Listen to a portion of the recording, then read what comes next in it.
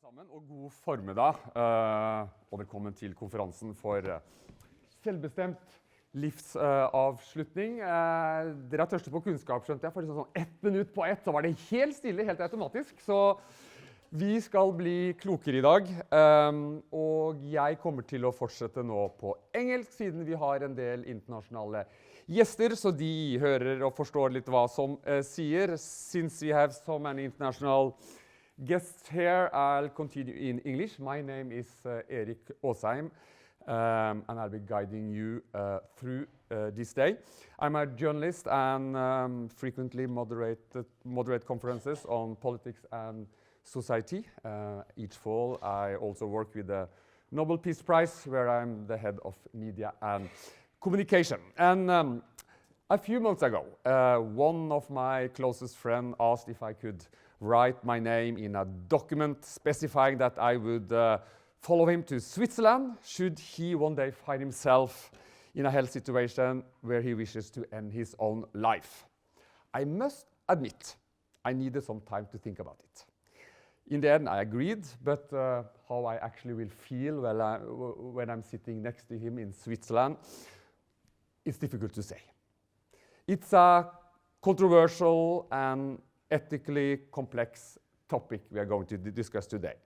Today we'll be hearing about dilemmas around assisted dying challenges, how it challenges society to balance empathy with strict ethical and legal boundaries.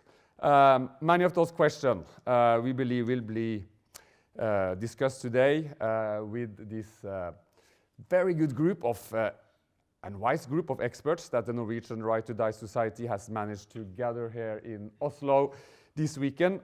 And we will also have time for question.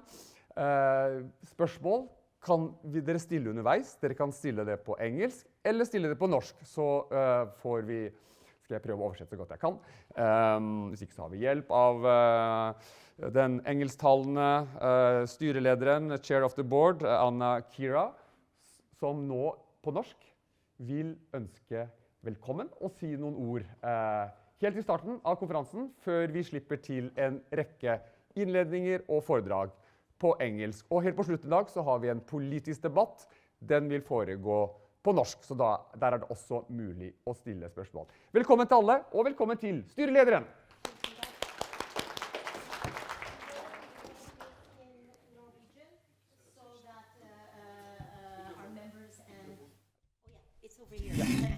So our members can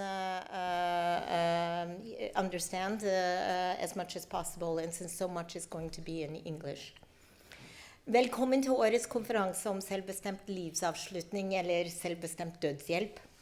Og gratulerer med dagen, fordi det er selvest verdens dag for en verdig død. Retten til en verdig død var stiftet i 1977. Og om 3 år feirer vi 50-årsdag. Vår gave til 50-årsdagen må være at vi utredder selvbestemt livsavslutning her i Norge. Så vi har 3 år på oss. Vi har hatt i år enormt mye mediedekning, mens partiene forbereder seg til valgkamp neste år. Dette tyder på at vi er på riktig vei mot vår eneste mål, å få lovgivning som gir hver av oss muligheten til å velge en verdig død som er noe vi selv må definere som individ. Motpartens hovedtalsmann, Morten Horn, har vært svært aktiv. Dette er en god tegn, fordi når noe går galt på sirkuset, aka Legeforeningen, så sender de inn klovnene for å distrahere publikum. Vi er nødt til å feire dette som tegn for at vi får gjennomslag. I år har vi et fantastisk program av utenlandske gjester, folk som ønsker å inspirere oss til kamp, folk som kan inspirere oss fordi de har allerede legalisert dødshjelp eller er i ferd med å gjøre det. Det viktigste vi gjør fremover er å bevege oss fra ord til handling. Hver av oss må snakke ut og opp slik at politikerne slutter å simse rundt temaet og holder seg til fakta. Jeg har lyst til å dele våre refleksjoner fra Morten Horns siste innlegg i Aftenposten 28. oktober. Onde tunger fremstiller forskjellen mellom leger og Gud slik. Gud vet at han ikke er lege, men legene har ikke forstått at de ikke er Gud. Det ble fristende å starte med denne vitsen, selv om temaet vårt er ingen vits. Det er dødsens alvor. Spesielt for dem det angår, alle dem rundt i Norges land som lever i et ulidelig smertehelvete, eller som har mistet livsglede og verdighet på grunn av kroniske sykdommer. En god del av disse menneskene har kun et håp igjen, å få hjelp til å slippe på en verdig måte. Det er dette håpet, det siste halmstrået Horn prøver å ta fra dem. Legene skriver at de ønsker en debatt på faglige premisser som skiller mellom meninger og fag. Med en miks av hersketeknikker, synsing, uriktige påstander og selvfølgeligheter virker det heller som de prøver å villede politikere og andre til å skygge unna debatten om dødshjelp. Det verste er nok at de sprer fake news. Horn påstår at bare 9% av legene er for. En undersøkelse allerede fra 2016 viser at over 30% av norske leger er enige i at vi bør innføre aktiv dødshjelp. Omtrent en tredjedel av disse er kun litt enige. Men allikevel er de grunnleggende for aktiv dødshjelp. Og en utredning vil være en god anledning til å få frem hvilke forbehold disse legene mener vi bør ta. Denne gruppen har vokst hver gang man har gjort nye slike undersøkelser, så mest sannsynlig er de enda flere nå. Når Horn hevder at vi som har en annen oppfatning synser, mener og mangler dokumentasjon, det er en sitat fra ham, bak våre argumenter blir det uredelige. I stedet for å tilføre diskusjon kunnskap, kompetanse og erfaring, dreper de den med autoritet og hersketeknikker. Jeg vil kalle dette for maktmisbruk. Vi har fakta på vår side da vi er i kontakt med både World Federation of Right to Die Societies, og vi har Peter Warren med oss i dag, og mange av deres medlemmer i land som har legalisert selvbestemt livsavslutning, eller er i ferd med å legalisere det. Vi har Ivette fra Nederland og Janie fra Irland som skal snakke til oss i dag. Vi har de reelle fakta og statistikk bak motpartens synsing. Når han påstår at i land som har legalisert selvbestemt dødshjelp, har individet blitt presset av familien eller arvingene. Dette er usaklig og selvsagt fullstendig feil. Tvert imot er individet presset oftest til enten å ikke velge dødshjelp, og presset til å ta livsforlengende behandlinger som er smertefulle. Søknadsprosessen i seg selv er laget for å fange opp slike tilfeller, og søknadene blir da ikke innvilget, hvis det er tenkt tvang. Ikke alle som søker får innvilget. Påstanden om at pasienter i Canada som ikke ønsker dødshjelp skal ha blitt nektet palliativ behandling og sosiale ytelser, er også fake news. Jeg, i likhet med alle land som har legalisert selvbestemt dødshjelp, har tro på regulering.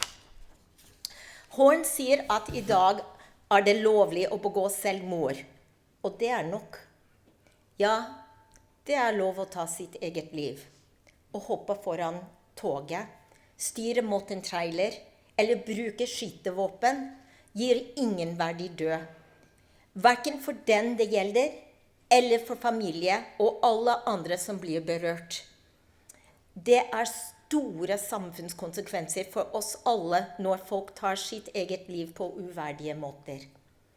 Nylig ble en mann dømt til 8 års fengsel her i landet for å ha hjulpet en fortvilt kvinne til å dø. Hun hadde funnet den fullstendig ukvalifiserte mannen gjennom sosiale medier. Sannsynligheten er stor for at det finnes en rekke dødshjelpere her i landet som aldri har blitt avslørt. Naturligvis finnes det ingen statistikk på det. Disse sakene minner om strikkepinnesaker fra da abort var forbudt. I Norge viser selvmordsstatistikken en urovekkende kurve oppover, ikke minst blant fysisk friske unge. Mange av dem har aldri blitt registrert som suicidale av noe hjelpeapparat. Et faglig og strengt regulert apparat som en ordning for dødshjelp ville kreve kunne fange opp mange av disse, og i stedet gitt dem hjelp til å ville leve. For å få en god utredning må andre enn bare leger inn i bildet, og se på problematikken fra mange perspektiver og fagfelt. Jurister, sosiologer, antropologer, psykologer, filosofer, pasienter og pårørende, helsepersonell og frivillige som faktisk sitter ved dødssenger. I foreningen Retten til en verdig død har vi som eneste mål nå å få i gang en grundig utredning om selvbestemt dødshjelp i Norge.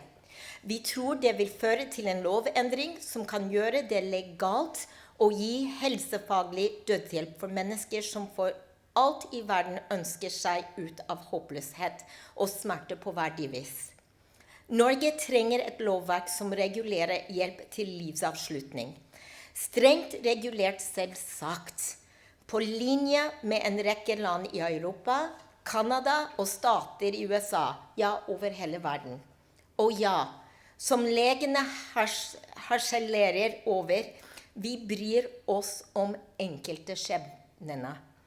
De personlige historiene er viktig å hente frem for å vise at dette handler om mennesker, ikke stolthet og profesjonsmakt.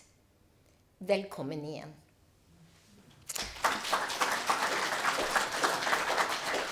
Før jeg gir programmet over til Erik Åsheim nå, så vil jeg nevne at for å kunne være mer synlig, som har vært et ønske av våre medlemmer, blir vi nødt til å ha flere medlemmer og gaver fra dere. Vi får ikke statsstøtte for driften, og hele foreningen drives av frivillige. Mer om dette når vi avslutter dagen og får snakket om veien videre. Men vi har her både VIPS og vi kommer senere med en kontonummer hvis dere vil ha det. Men vi trenger flere medlemmer, så vi bønnfaller dere å hjelpe oss. Takk skal du ha, Anna. Kira, thank you very much. Chair of the board of the Norwegian Right to Die organization. As she mentioned, today is actually the World Right to Die Day. So let's start with, what should I say, a state of the union here. Our first speaker is the Executive Director of the World Federation Right to Die Societies. This organization was founded in 1980 and consists of 45 Right to Die organizations from 25 countries. So, Peter Warren, the floor is yours.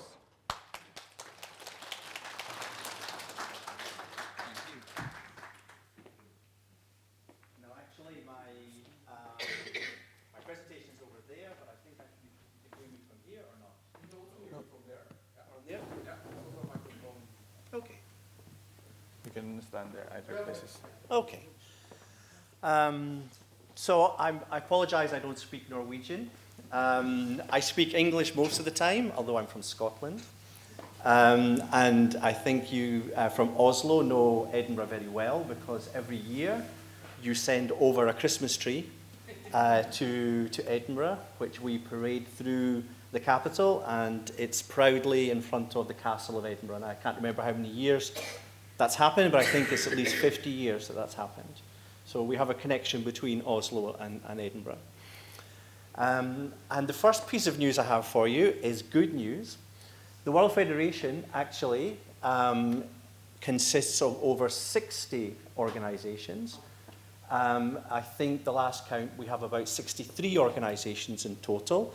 There was another 3 organizations who were admitted at the conference in Dublin just in September there. So we are definitely a growing organization, and that in no small part is actually due to the work of my predecessor. So Dr. Rob Jonquier was the executive director up until the Dublin conference, and he had been for 15 years in that position.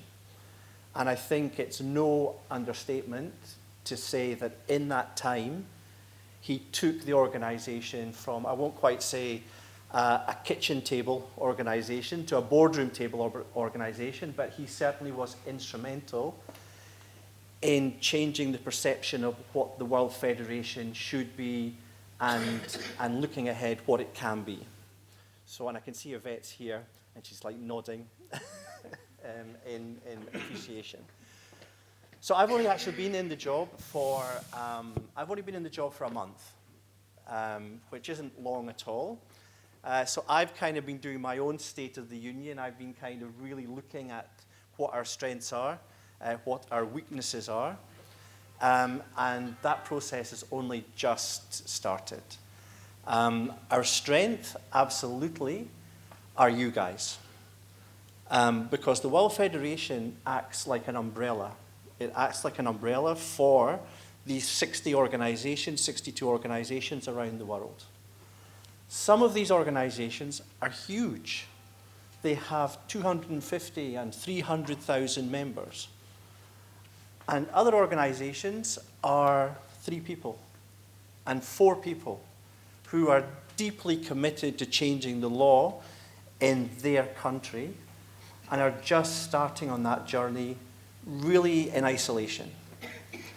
So I suppose if you ask me what I think my mission is, what I think I will bring is moving the organization on from where we are to actually going out to these places where we have very, very small numbers of activists, very small organizations, and bringing them up to try and be like NVVE in Holland with 200,000 members, like Exit Germany that have 250,000 members and so on.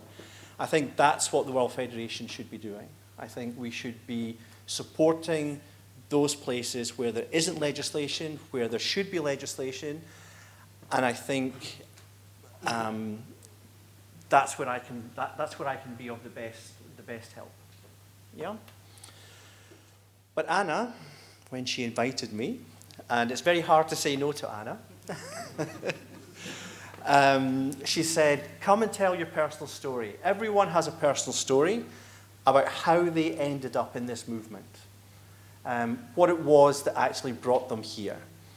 And I think the strength, one of the other strengths of our movement, is that the personal stories make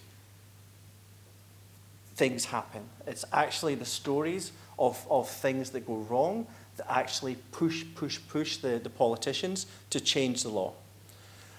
And to be honest, I'm actually no different. For me, where it all began, there's 3 formidable women here, actually. The woman that's actually getting married there is the 3rd woman. She's Elizabeth. But in the centre, we have an MP. Her name is Margot MacDonald. Some of you might have heard of her. She was a force of nature. She was my boss for 15 years in the Scottish Parliament. I worked in her private office. She was one of the few politicians that was known by her first name.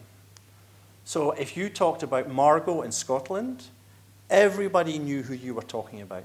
Whether you loved her or hated her, and in equal measure, people loved her and hated her. People knew that she stood for something. She stood for issues that other people wouldn't fight for. So, for example, she saw the problems that working men, working women, prostitutes had, and the hard life they had. And she tried to bring in a law to protect working men and women in the streets, to make safe zones. It was called prostitution safe zones. It didn't get through, but it kind of established her name in the Parliament as someone who was a champion of these kinds of if you like, social issues. She also looked at cannabis.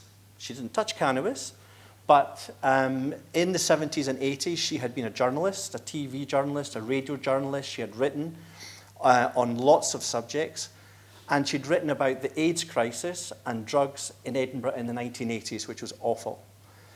And she saw the damage that criminalizing people through the misuse of drugs actually did to them, to their families, to their societies. And she looked at cannabis and thought, actually, cannabis shouldn't be something that you're criminalized for. So she brought forward a bill to try and decriminalize cannabis. Unfortunately, that didn't get through either. And I remember very, very clearly, I was sitting in my office in 2008. It was a Thursday afternoon. It was 5 o'clock. And she decided she was going to go and support one of her colleagues who was talking. We have end-of-day debates, who was talking in a debate on assisted dying. He supported assisted dying. And she said, I think I'm going to go off and I'm going to support Jeremy. It's fine. And I'm working away quietly. Television is on. And the next thing, the speaker called Margot MacDonald. I had no speech. I didn't know she was going to speak. I had no clue that she was about to say what she was going to say. Margot had Parkinson's, she had lymphedema, and she had other comorbidities, which she was very open about, but didn't use them as any excuse for her not to be able to do her job. So when she stood up in this debate and said, I live with Parkinson's, I have lymphedema, I have other maladies that you don't need to know about, and maybe one day I want to have the right to take a handful of pills and a glass of champagne and end my life. Oh my God. Before she had even finished, the phone started ringing. Journalists, because it was Margot, this person, can we have the speech? I won't say exactly what I said. I said, I don't have the speech. She's just said it. Can she come on this television program? Can she come on this radio show? Can she come and write something for us? And within 2 weeks, we had a mailbag like this. We had emails coming in, hundreds of emails coming in. We had people stopping us in the street and saying, you're doing the right thing. Like, good on you, you're doing the right thing.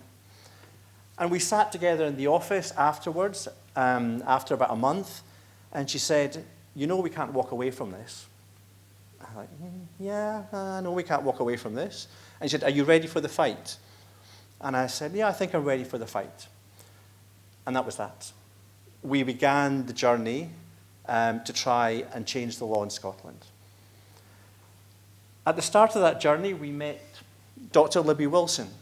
Dr. Libby Wilson was another force of nature. She was a retired GP from Glasgow. She'd been retired for about 20 years, and she had helped people to end their life. And she was quite open about that. She ran an organisation called Friends at the End. In my research, I discovered Friends at the End and thought, actually, they speak our language. They're the kind of organisation that I would trust, that I think can help us to make good legislation. So we contacted Libby, and she came to the office. These two women together were fearsome. They were a fearsome pair of campaigners. At the same time that we started to know Libby, she was arrested. She was 83 years old. She was arrested and taken by the police 6 hours in a police car from Glasgow to the south of England on suspicion of helping someone to die. She was kept in a jail, a prison cell for 6 hours, and then they decided there wasn't enough evidence, so they put her in the car and drove her back to Glasgow. And you know what she said? It really upset me because I couldn't finish the crossword that day. Yeah? She was an amazing woman, an amazing campaigner. And Elizabeth Rennie, someone who grounded me, she was diagnosed with dementia in late 2012. By 2017, she had an advanced dementia. She was taken to a care home. She was actually tricked into going to a care home because at that point she was actually unable to really look after herself, really take care of herself, and her son couldn't take care of her. So more or less we said, you're going on a holiday for a week. And then we took her to the care home, and she was there until 2021 when she died. 2021 was the middle of the pandemic, if you remember the pandemic. And we couldn't visit. We had a phone call. We were told she was dying. And we were told to expect to get a phone call, and we did, and she died. No one could visit her. She was completely alone. She was then taken to the morgue. She was kept in the morgue for 6 weeks. And we had a phone call to tell us, today she's going to go for the cremation. Maybe you want to light a candle at 11 o'clock to remember. What a way to go. She was my mother-in-law, by the way. So that's why I know her. So if I had never been convinced before that we're on the side of right, that we need laws that protect people, that actually allow people to live lives how they want to and end lives how they want to, these three women, for different reasons, have kind of made me the person that I am today, for sure. So, there they are. None of them actually have lived to see a change in the law in Scotland, but I'm very, very hopeful that a law is coming. A law is coming. But I want to just kind of address some of the things that I know you as an organization will be facing as a Right to Die society working in a country where the law isn't changed. Because I was working in a country for 15 years in exactly the same position. So when we started in 2008, we had no law, we had no friends, we had no evidence, we had nothing. We just had the conviction that the law should change. Yep. And it seems like it's overwhelming. It seems like there's so much that needs to be done. Like when Anna talks to me, it's like she has 100 ideas, 100 things that need to be attended to. And all of them are important. But once you start getting into the campaigning, you realize you need to start picking and choosing your fights and starting to pick and choose the things that are really important. And you only learn those through experience. It's impossible for me to tell you, to give you a roadmap and say, this is how you are going to change the law. Because this is Norway, it's not Scotland. It's not Holland, it's not Canada. So ultimately, the way that you're going to change the law is by going through step by step what you need to do to talk to your compatriots, to talk to your legal people, to talk to your medical people, and convince them, almost individually, that you are right, you're on the right side of history, and you're going to change the law. Give you an example. This is Scotland. Okay? These are all sites that are run by medical associations in Scotland.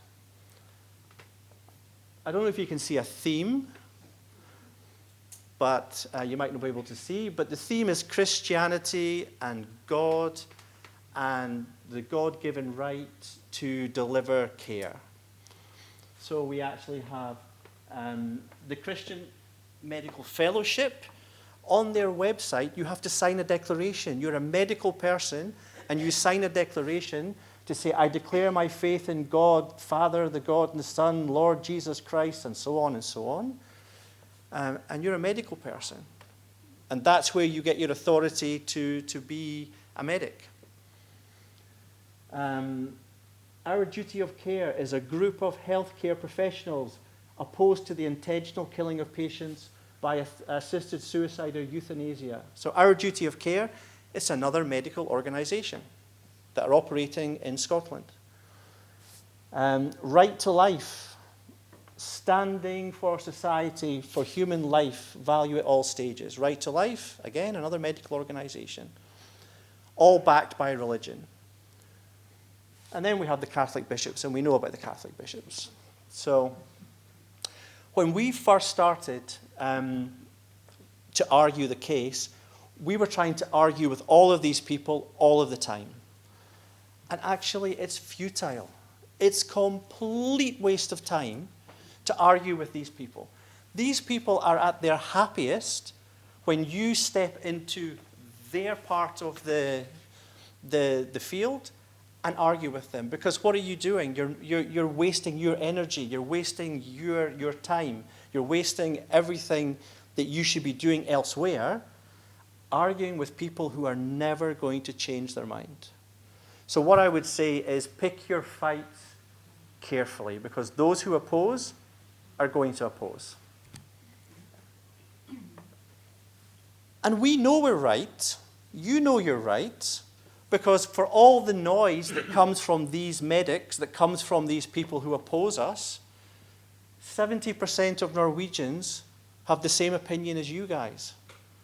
In Scotland, where those websites are hosted, 77% of my fellow Scots support a change in the law. So whilst we are arguing with that small minority of people and giving them all this oxygen of publicity, 3/4 of the people actually support where we come from. So keep that in mind as well. So pick your fights carefully.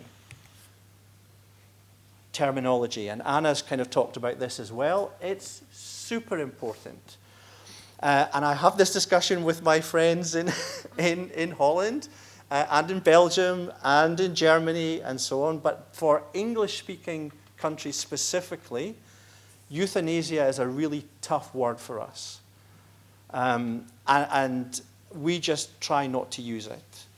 There is definitely connotations of, like, from the Nazi era, from intentional killing of lots of German citizens during the Second World War.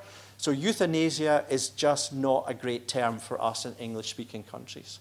I fully accept that in non-English-speaking countries, in some non-English-speaking countries, it's not really, it doesn't have the same weight. All I'll say is that from the World Federation in Toronto in 2022, we adopted a position where we would talk about voluntary assisted dying. Okay, so assisted dying or voluntary assisted dying, anytime you hear someone from the World Federation talking about the subject, that's what we talk about. Okay, so yes, there's kind of all the other terms which are perfectly legitimate, that are quite correct, and can be used. But whenever we're talking about World Federation business, we use the term voluntary assisted dying. So I don't know what runs in Norway particularly. Change to that, and we've even gotten the doctors. I'm going to say it in Norwegian. I det siste debatt, til og med Horn har skjønt at det må være dødshjelp, og han bruker ikke lenger assistert suicidalitet og sånn, så ja, selvmord. Så han har til og med han, så vi har fått den endringen, så vi bør være veldig stolt. So the next thing that you'll hear from your opponents, and what they try and do is they'll try and isolate you. They'll try and make it sound like you're really weird in Norway because you want to change the law. Like, why are we having this debate? Why are you having this really strange discussion about killing people? And what they try and do is they put it into a bubble and they talk about it as though this is something unique to here. Because we've had the same situation. We had it in Scotland. I'm sure in every country, the opponents try and make it sound like you are unique. You're not unique. There are 31 countries and jurisdictions around the world where some form of assisted dying is now legal. Okay, so you have in North America, you have in South America, in Europe, In Australia and New Zealand, we have different forms of assisted dying legislation, which suits each of those countries. They've done the work, they've done the research, and they've produced legislation that works for them. So remember that. So when you come to actually producing your own piece of legislation, in a way you're fortunate, because what you can do is you can go shopping. You can be like a smorgasbord. So you can say, well, actually, we quite like what they do in Canada, but we don't like this. We quite like what we see happening in Holland, but we don't like that. So you're in the position that you have all of this knowledge, all of these laws to draw on to actually make your law fit what you want to happen in Norway. And that's what we did in Scotland. So in Scotland, the law that's actually being put through at the moment, we're talking about unbearable suffering and terminal illness. That's it. We don't talk about 6 months. We don't talk all about the other things. It's terminal illness and suffering. Because we looked at all of that and we decided that's what fits our language. That's what fits what we want to do in Scotland. It doesn't stop the opponents, though, because what they'll do is they'll say, yeah, but we don't know what's going to happen if we change the law. Or they'll say, well, you can't predict the consequences. And why can't you predict the consequences? The slippery slope. Oh my gosh, the slippery slope. If I saw every person who kind of supported assisted dying, they should all have broken legs and broken arms, because this slippery slope that we're all falling down, it doesn't exist. It doesn't exist. There's a couple of examples here I wanted to give you. I know in the UK and Scotland, whenever we were talking about changing the law, the opponents would say, yeah, but they kill babies in Holland, you know. Yeah, they kill babies in Holland. And then in Canada, homeless people are being offered euthanasia. Homeless people are being killed. You have to unpack what's being said to you by the opponents. This thing about the Netherlands, actually, it's supremely sad. It's an awful, awful thing.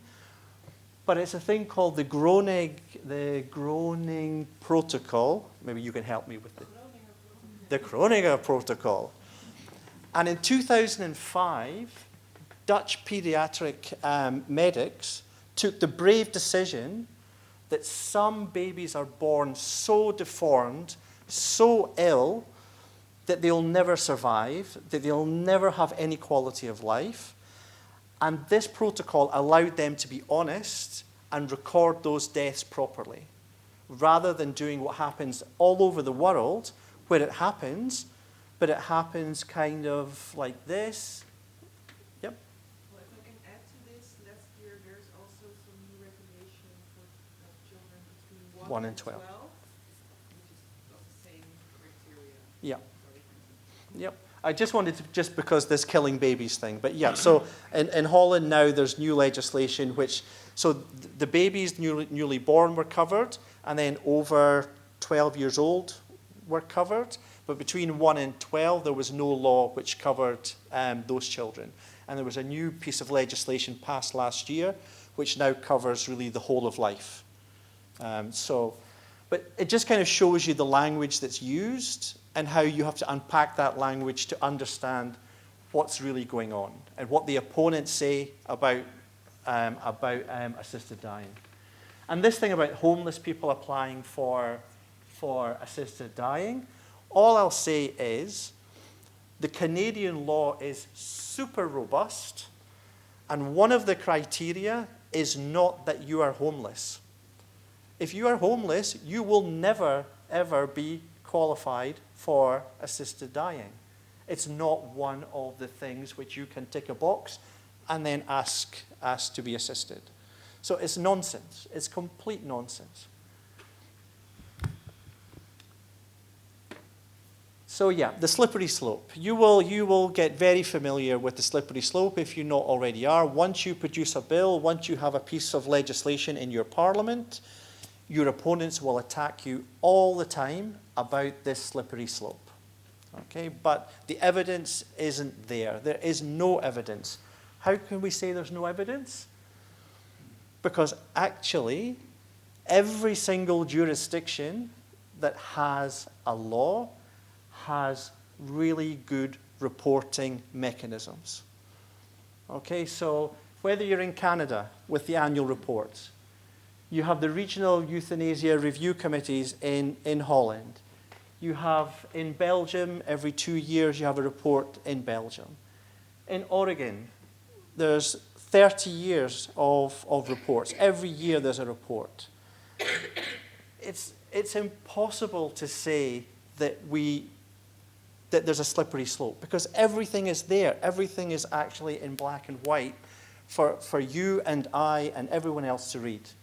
So don't get sidetracked about the slippery slope.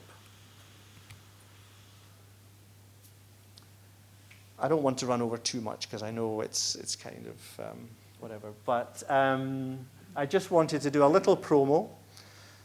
Today is World Right to Die Day, 2nd of November. The World Federation has tried to adopt that day really as ours. And this year, I helped put together 3 webinars.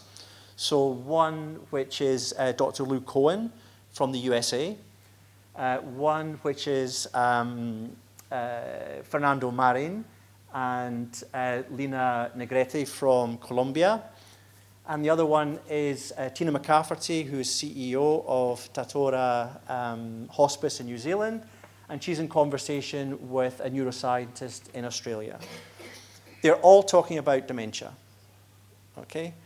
And I suppose the final thing I'm going to leave you with is what's the World Federation going to be doing in the next year? What am I going to be doing in the next year? I kind of identified at the conference, Janie, hello Janie, I identified at the conference that dementia was one of the big topics. It was a hot topic. All our organizations are grappling and will continue to grapple with this issue. It's not going away. And whether you're in a jurisdiction like Canada or the Netherlands or Belgium, which in very, very particular circumstances will allow for a dementia patient to access an assisted death, it's a tiny, tiny proportion of the total deaths each year, assisted deaths each year. And I really want the World Federation next year to be part of the conversation. And what I really hope to do is next year build on these webinars and actually do some live webinars, and perhaps at the end of next year even try and do a dementia conference. Okay, so watch this space. And I'm really sorry, Anna, I really overran. I just want to leave you with this. Can I just leave you with this, please?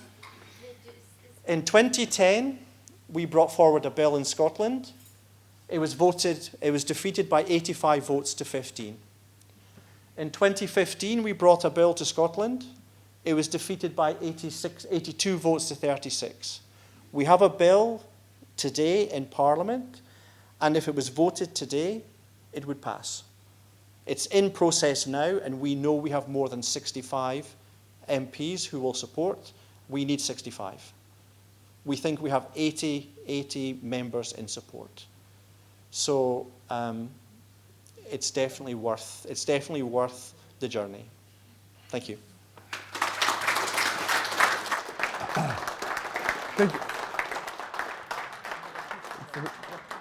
Thank you so much. Det noen spørsmål, helt presise spørsmål til han før Peter is going, we have the time, even though we figure it out.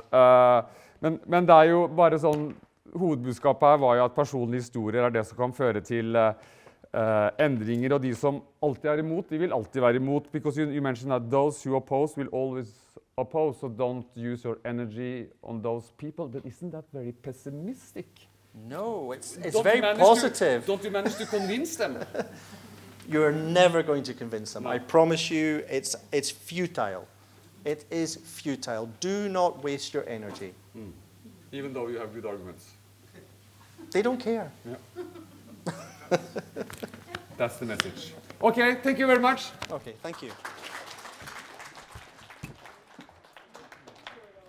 Ja, da skal vi skal fortsette vi og høre litt fra Nederland. Our next speaker is coming from the Netherlands. Yvette, it's very difficult to pronounce Dutch name. No.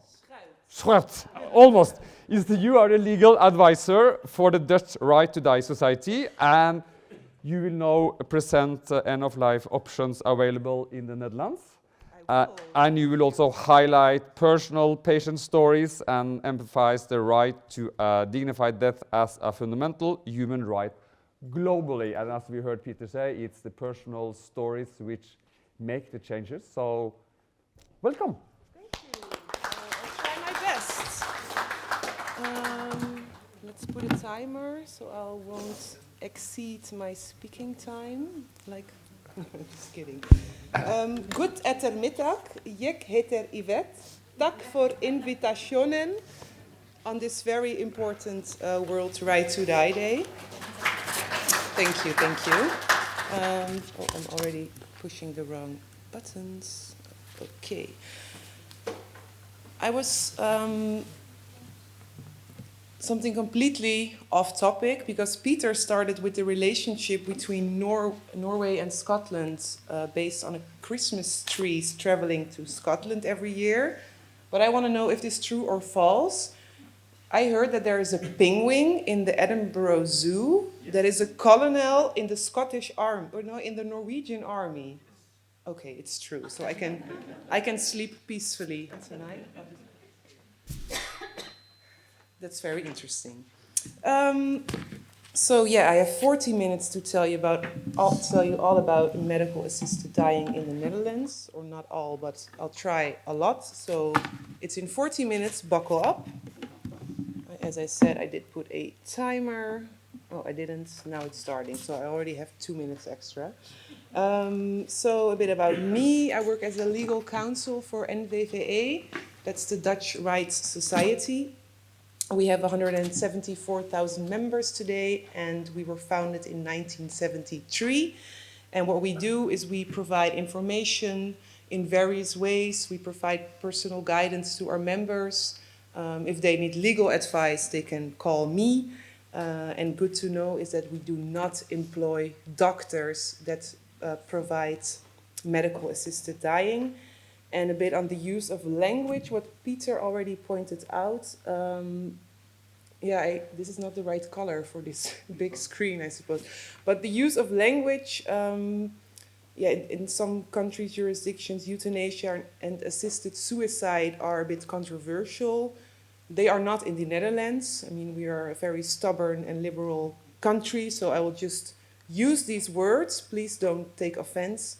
But I also, of course, respect the use of assisted dying or medical dying or voluntary assisted dying. We have 4 end-of-life options in the Netherlands that have medical guidance. 3 of those are considered a natural death. Those are stopping or not starting with medical treatment, palliative sedation, when you have a life expectancy of less than 2 weeks, and there is voluntary stopping eating and drinking, which also comes with medical guidance, and then there is medical assisted dying, and on the latter one, which is considered a non-natural death, I will dive in with you guys today. So, I want to start by emphasizing on the importance of stories, a bit about my own story. The picture here on the left is a picture of me when I was 7. And when I was 7 in 2002, the Act on Euthanasia came into force in the Netherlands. So I think I'm the only person in the room here who has lived like the most of my life while having access to this law. I mean, clearly I didn't use it yet, but it's there. And like now I'm working around this topic. Now I only realize how special that is. So all the facts, all the numbers I'm going to tell you, you always have to remember that every number is a person with a personal story, with a history, with family, with friends, and everything around them. And I mean, now I'm working in this topic. I studied medical law. I wrote a thesis on this. And if I walk into a bar and I get the inevitable question of, oh, what work do you do? And I talk about this, at first I found it a bit like a vibe killer or party killer. But now I realize that every time I get this question and I speak about this, everyone has a story. It's always like my grandmother, my friends, my uncle. Like, it's so beautiful to see that 9 out of 10 times people start sharing their personal stories with me. And to me, it also illustrates that the taboo of talking about this topic, or at least in the circles that I find myself, is non-existent. And I find that really important to emphasize on. And therefore, also on our website, there's a screenshot on the right picture. We also share stories of people who received euthanasia, like testimonies from their family or friends on our website, to illustrate that every number is a personal story. So I'm gonna start the boring part about the legal framework and the criteria and the history. Who of you here thinks that euthanasia and assisted dying are criminal offenses in the Netherlands? Can I see some hands if you think it is a criminal offense? Oh, no one, that's interesting. It is. It has a place in the criminal code. So there's Article 293, which is terminating a person's life at their request. So now there's an exception for a doctor. So if the doctor provides a euthanasia by injection or IV, that's what we call euthanasia, and that is Article 293. And then you have assisted suicide, where the doctor provides the lethal drugs to the patient and the patient takes it themselves. So self-administered, that is Article 294, assisting suicide. So if you look at these possible punishments or imprisonments, you would think, and look at the high 12 years versus 3 years, you would think assisted suicide is way more common than euthanasia. But then you have to think again, because last year 98% of medical assisted dying was carried out by euthanasia, so by either injection or IV. So since 2002, there is an exception on these articles in the criminal code. I'll just call it the Act on Euthanasia and Assisted Suicide, because the official name is way too long and way too boring. So when these criminal offenses, which they still are, if they are committed by a doctor and the doctor fulfills the criteria of due care, it is no longer a criminal offense. I will discuss these criteria of due care later, but first I want to have a look at how did we get to this legal framework in the first place, and I'll also get a bit of water.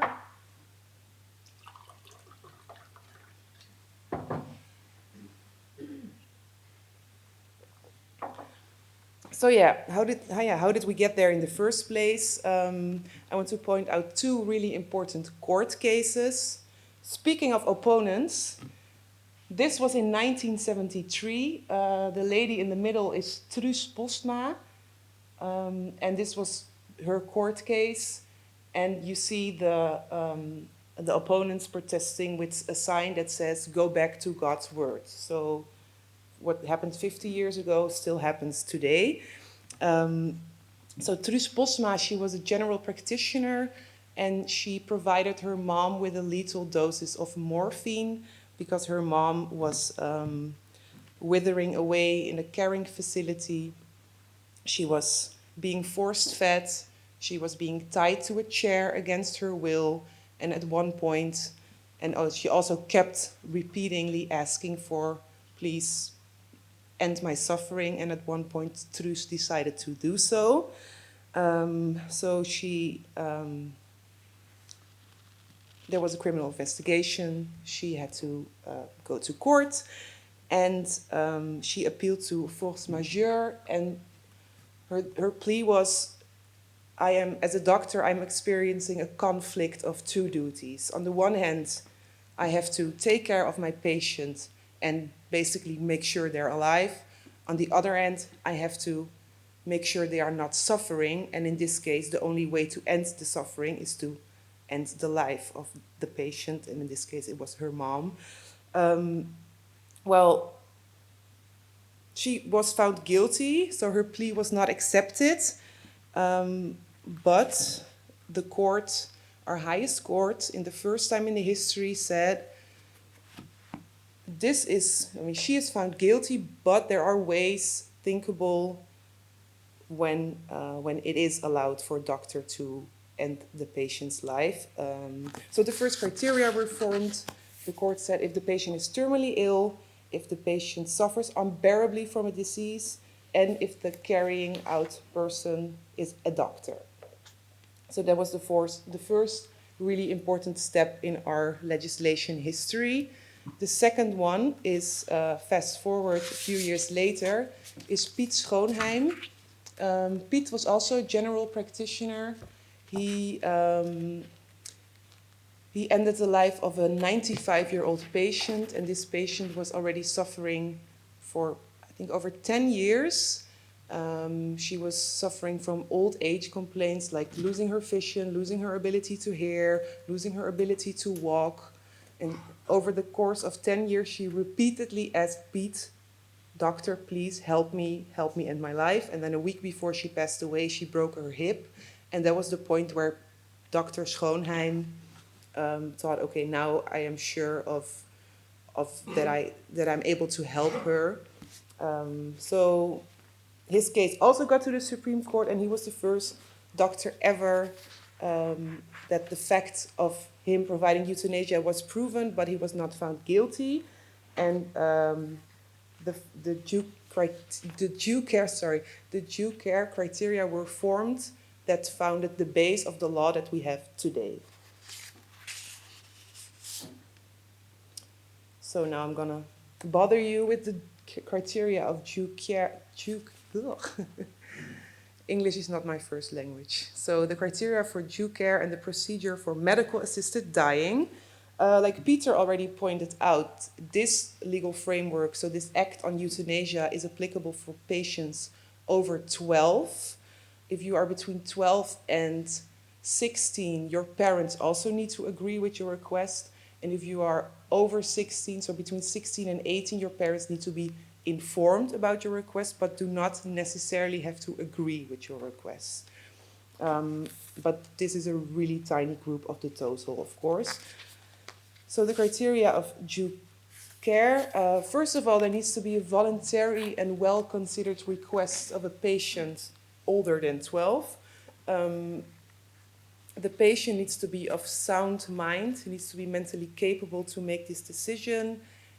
Cannot be forced upon the patient by family, friends, or other people around the patient. And I think what is really good to point out here that a doctor is never forced to help their patients. So the doctor can always deny based on personal values or religious values. And I think that is a really good thing, because if we allow patients the right to choose what they want and how they want to live their life and how they want to end their life, we should also allow this freedom to doctors to respect their personal values if they are not willing to help their patients with this. And during the process, the patient can always drop their request. So it's not that if you take the first step, you have to follow along. The second criterion is there needs to be unbearable suffering with no prospect of improvement.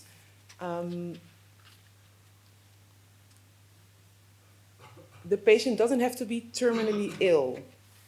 And that's, I think, a very liberal point of view compared to other jurisdictions. So it needs to be suffering unbearably from a medical condition.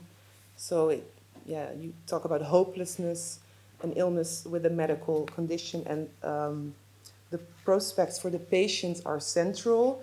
And of course, suffering is always subjective to some extent. So for the one person can have a lot more suffering than the other, and the doctor also needs to emphasize with this suffering. So for example, if I say, doctor, I broke my toe and now I don't want to live anymore, this is not something the doctor can emphasize on. And the patient, the third criterion is that the patient needs to be well informed. So the patient needs to know their medical condition. He needs to be informed in a way that is understandable, so in understandable language, because otherwise the patient is not capable of making an informed decision. And then the fourth, or D, if they discuss all this, the patient and the doctor together come to a joint conclusion that there is no reasonable other solution for the patient. I mean, there's always some treatment out there in many cases. This doesn't mean that the patient have to try every treatment out there. So, for example, especially with psychiatric patients, I mean, there's always something they can try, and it's really common that they have to try one more treatment. I mean, up to electroshocks. And then for somatic diseases, it is more accepted if the patient says at one point, okay, I had enough, I'm not going to try this or that medication anymore. And then when they discussed all this, a consulting independent physician comes. The consulting physician, so that's the second doctor involved, needs to be independent from either the patient and the physician. And together with the patient, they go through all these criteria, and the consulting physician writes a report and advises the attending physician whether or not these criteria have been met. And then if they proceed to performing the medical assisted dying, it needs to be with due medical care, following the guidelines. It needs to use the right lethal medication. And what I find good to point out is that also the pharmacist that is involved in the process, so the pharmacist that has to carry out the lethal medication, can also deny his cooperation based on his personal values.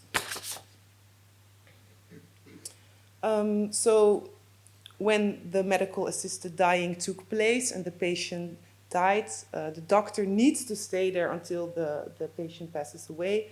The doctor needs to report the death to the municipal coroner, needs to wait until the coroner is there, and then the coroner assesses the coroner assesses the death and sends his report, the report of the consulting doctor, and the report of the attending physician to the regional review committees, which Peter also already pointed out a bit. So there's 5 regional review committees in the Netherlands. They all consist of a doctor, an ethicist, and a legal professional. And these review committees, they assess every single case of euthanasia or assisted dying that took place in the Netherlands. They also, publish their reports. They publish their judgment. It's really transparent. You can go online. It's in English. You can have a look. It's really, if you want to have a more understanding of this practice, it's really interesting to read. And so the review committees, they assess the procedure and they decide whether or not all the criteria have been met. And then there's 2 options. 1, the criteria have been met. That's when the procedure stops. And the other option is 1 or 2 or more criteria have not been met. This doesn't happen very often. Last year it was 0.06% of total cases, so only 5 in total. And when these criteria have not been met, the committee sends the reports to the health inspection and to the public prosecutor, and they can both decide to start their own trials. And in over 20 years we have this law, there was only one criminal charge of a doctor who had to go to court, and in the end all charges were dropped. So it's really, overall you could say, Um, I lost the word for it, but I think if you look at this total and the really small percentage of cases where the criteria have not been met, I think it works very well. But maybe that's like preaching for my own church here, so I shouldn't do that.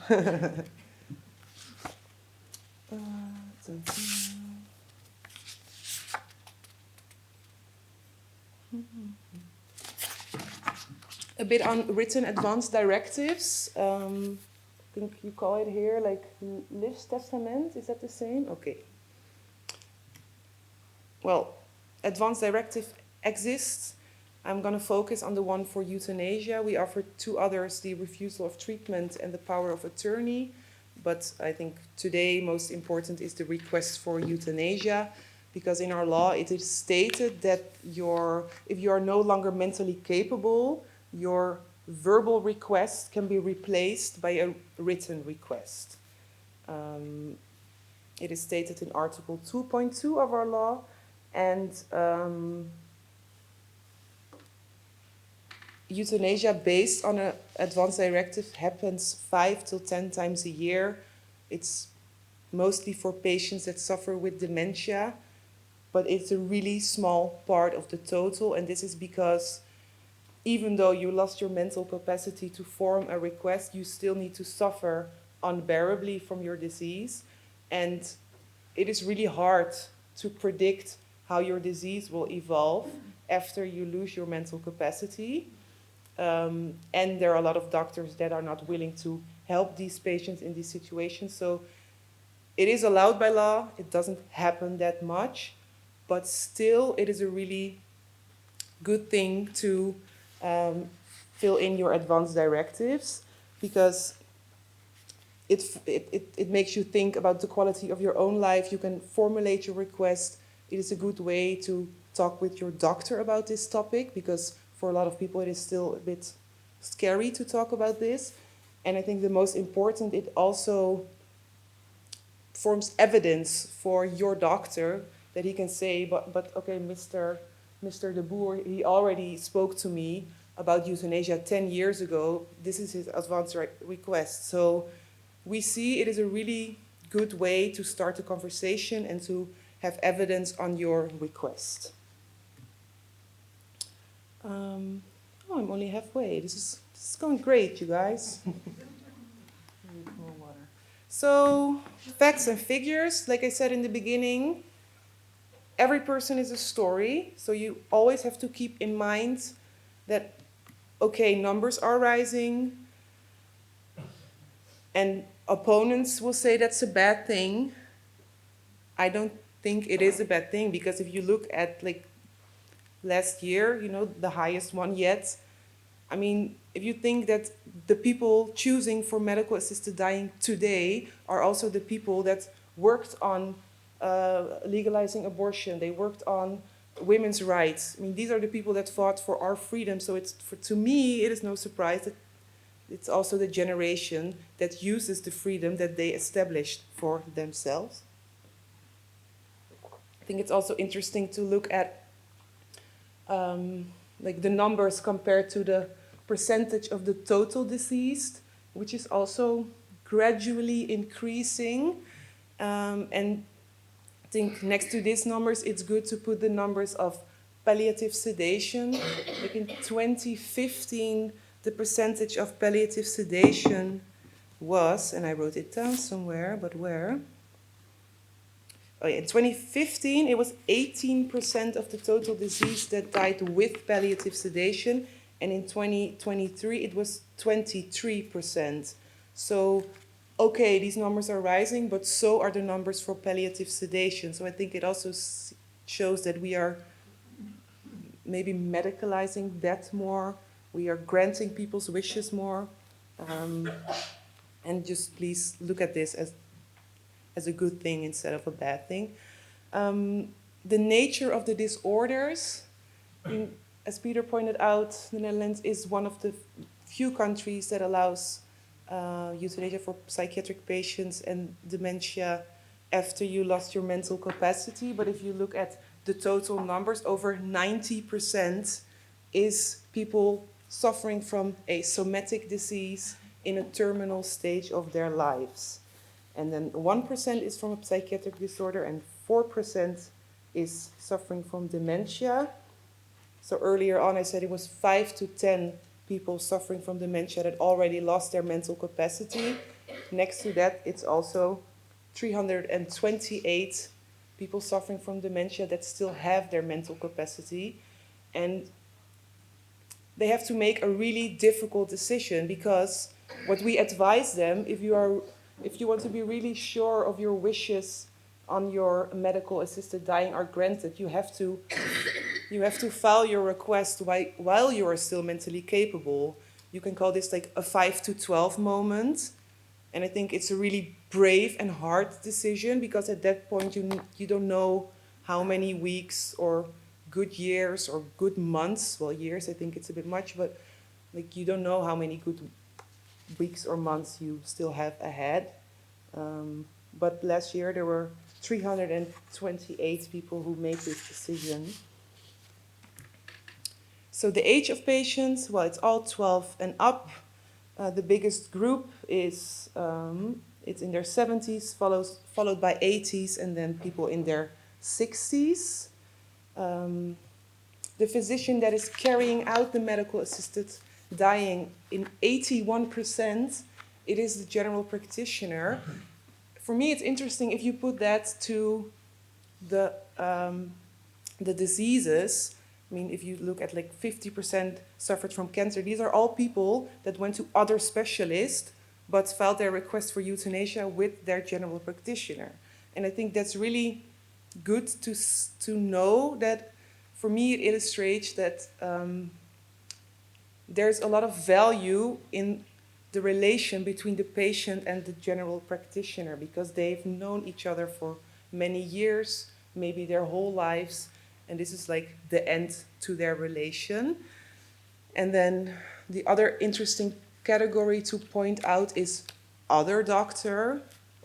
Who are these people? In 2012,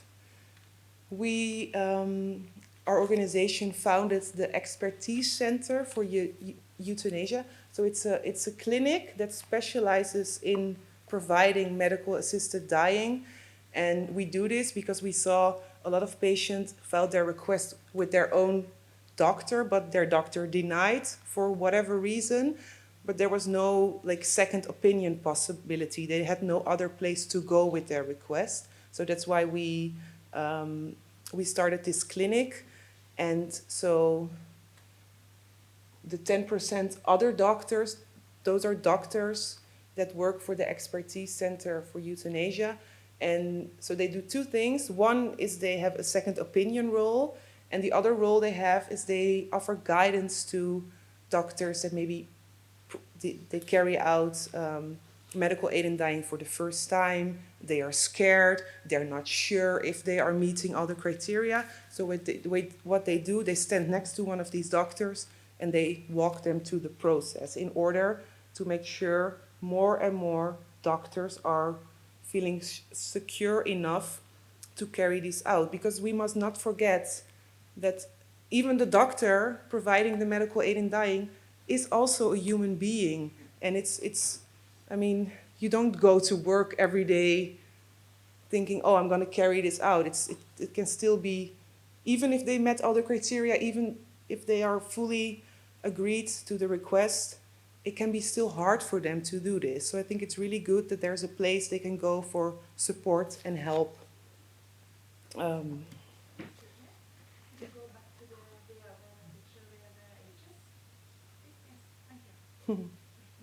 think it is all recorded, so sooner or later you will get the information. I'm in the youngest category if you want to know. No, just kidding. The location, almost 80% dies at home, and I think that's really special and important to point out that if people have the choice, they want to die at home. And that is what medical assisted dying is making possible for these people. And then you have the criticism.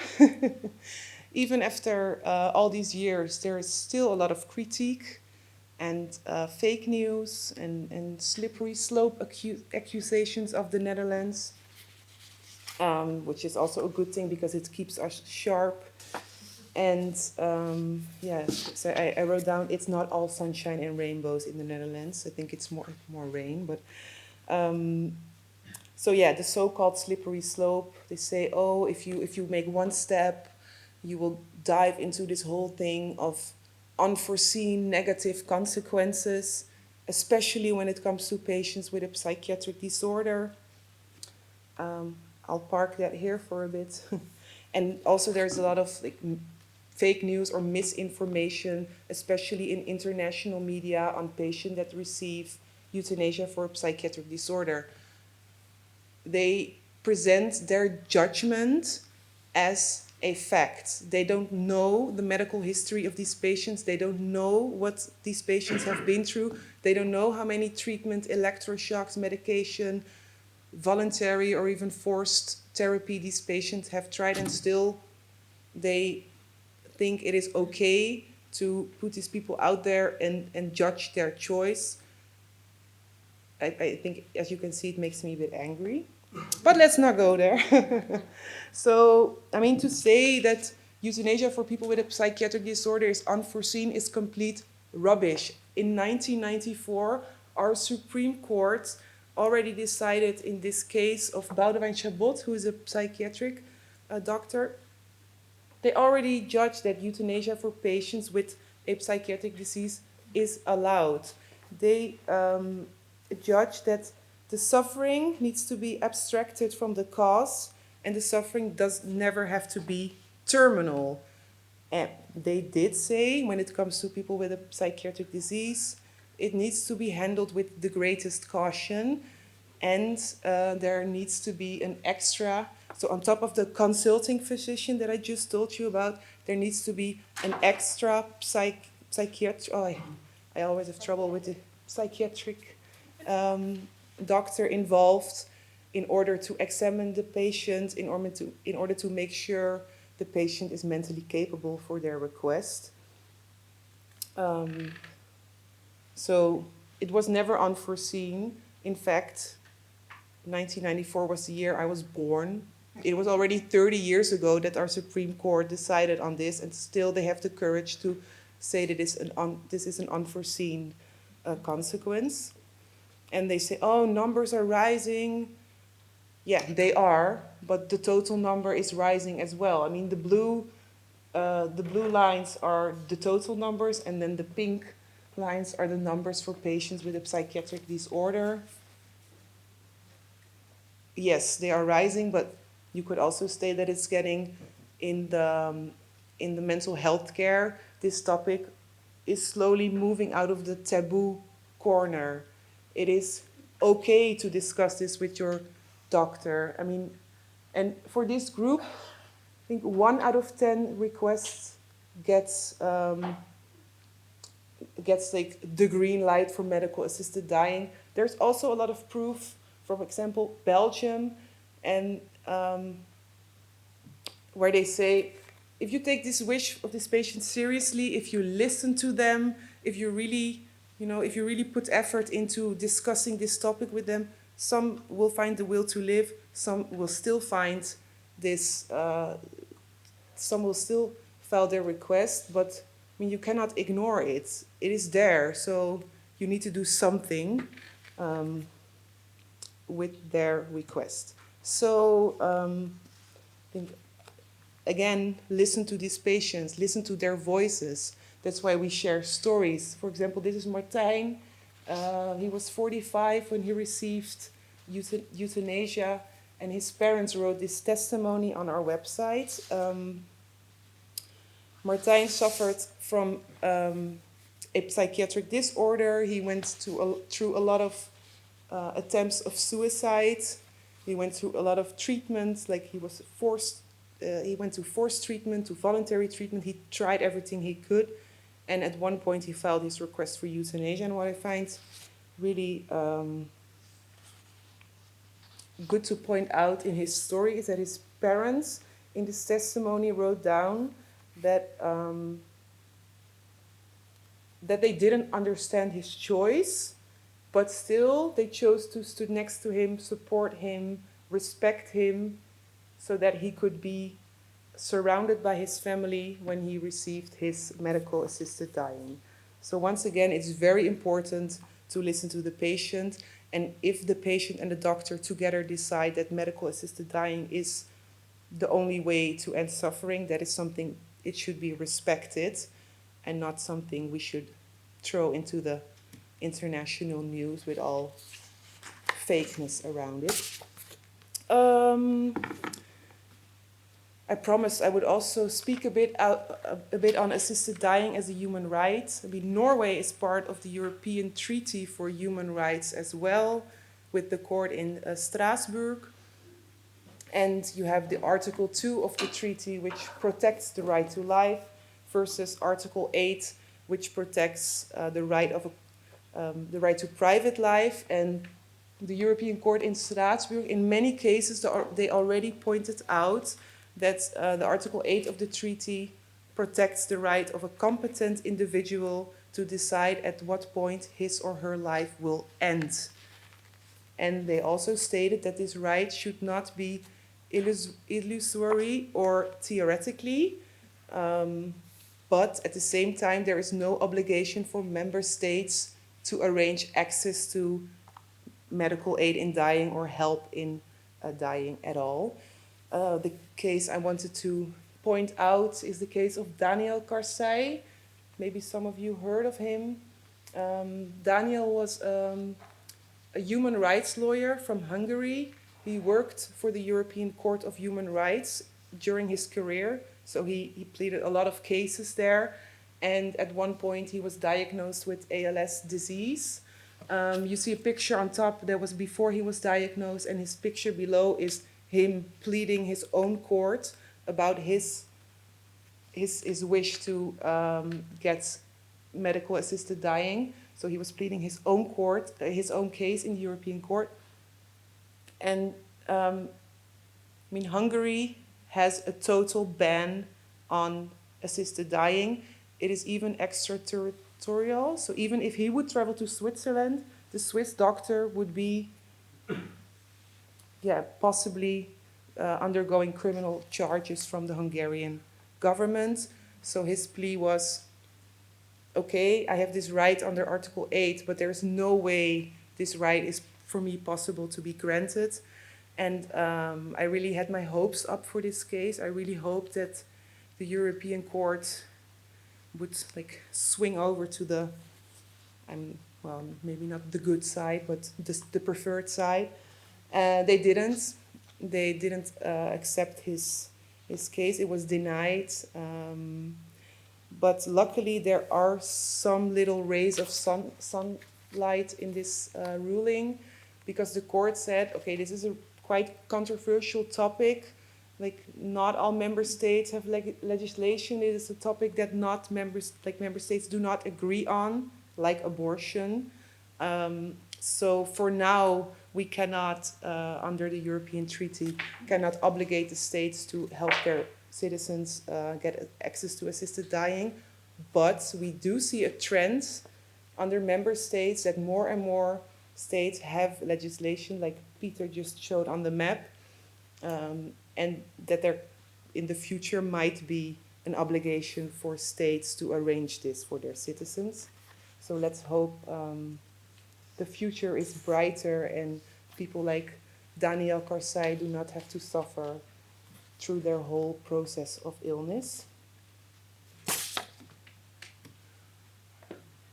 I'm gonna stretch because I'm just kidding. I have so much time left.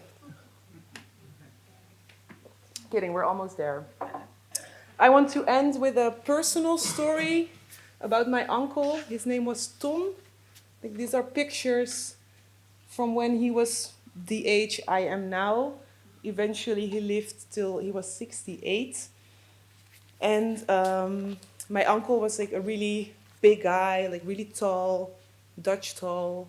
He worked in construction. He remained a bachelor his whole life. He was really an autonomous person. Like, if he wanted to do something, he would do it. If he wanted to buy a type of car, he went out the next day. He was really, he was always doing his own thing, and at the same time really warm, loving, funny guy. So when he was diagnosed with a form of cancer, he said right away, I'm not going to try any treatment. My prospects are really bad. I don't want to suffer like a patient till the end. If I cannot take care of myself anymore, I don't want to be here anymore. And yes, so it happened. At one point, he could not get out of the chair to go to the toilet by himself anymore because he was suffering. And he discussed with his general practitioner, like, okay, next week, Wednesday is the date. He was surrounded by family and friends. The doctor came, and the doctor provided him with the medical aid in dying. And I think what illustrates is for me, like for my uncle, knowing that he was in charge, that he could put an end to his suffering, this gave him the peace of mind to let go and to say goodbye to everyone in peace. For him, it was not about living, but it was, it was not about dying, sorry. For him, it was not about dying, but it was about living until there is no quality of life anymore. So to conclude, I would I want you to think about this question. What does quality of life mean to you? Tak.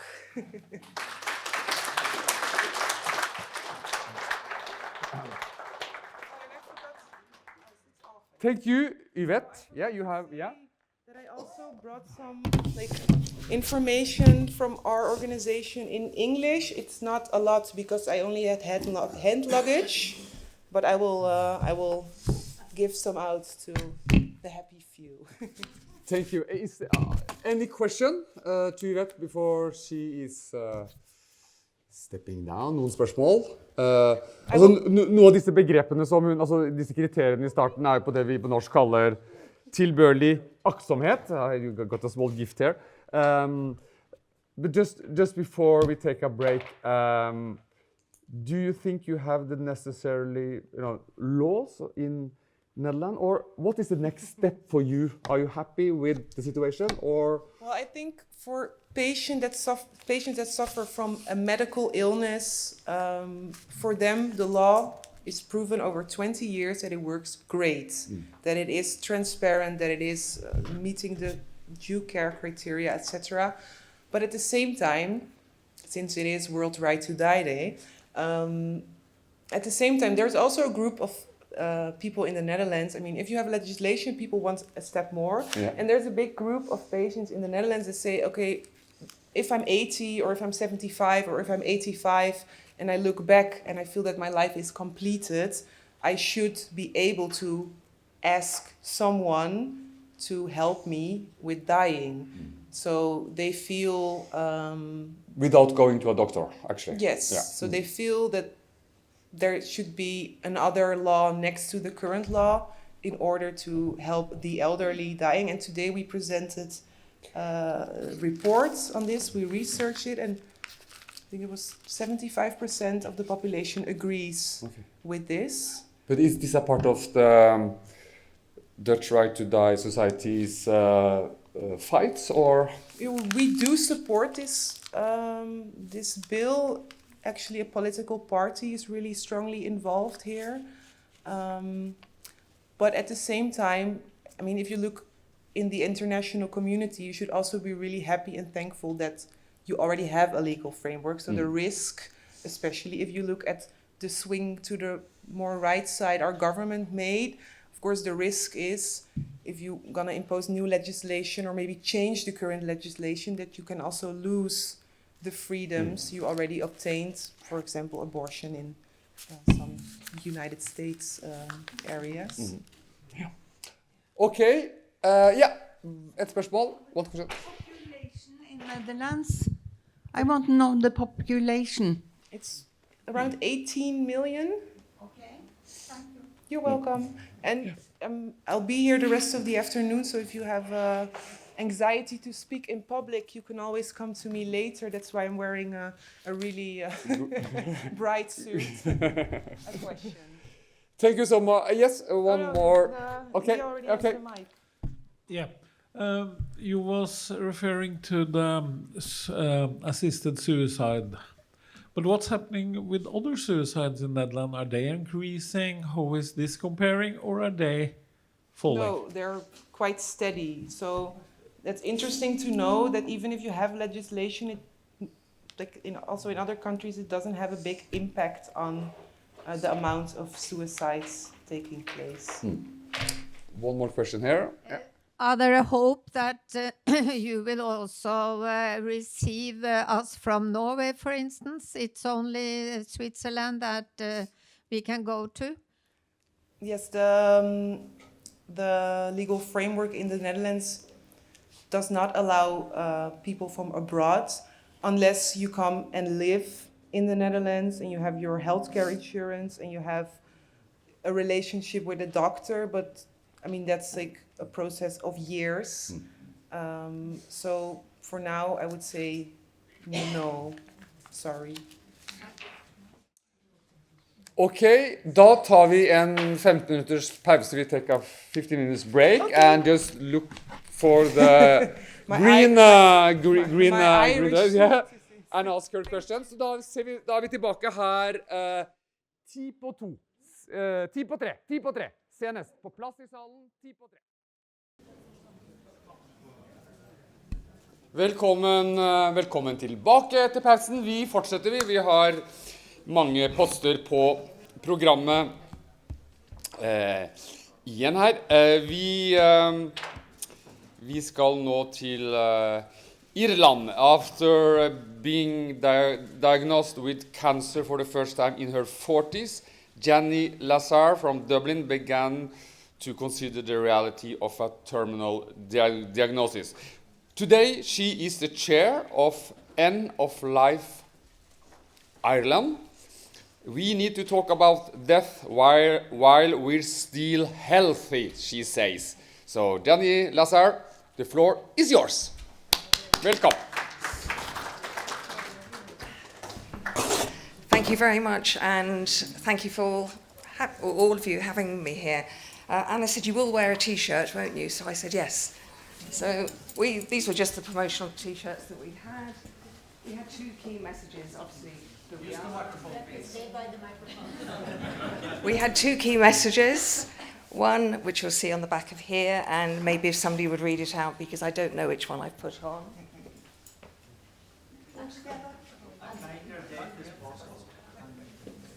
So a kinder death is possible, and not in pain, not in secret.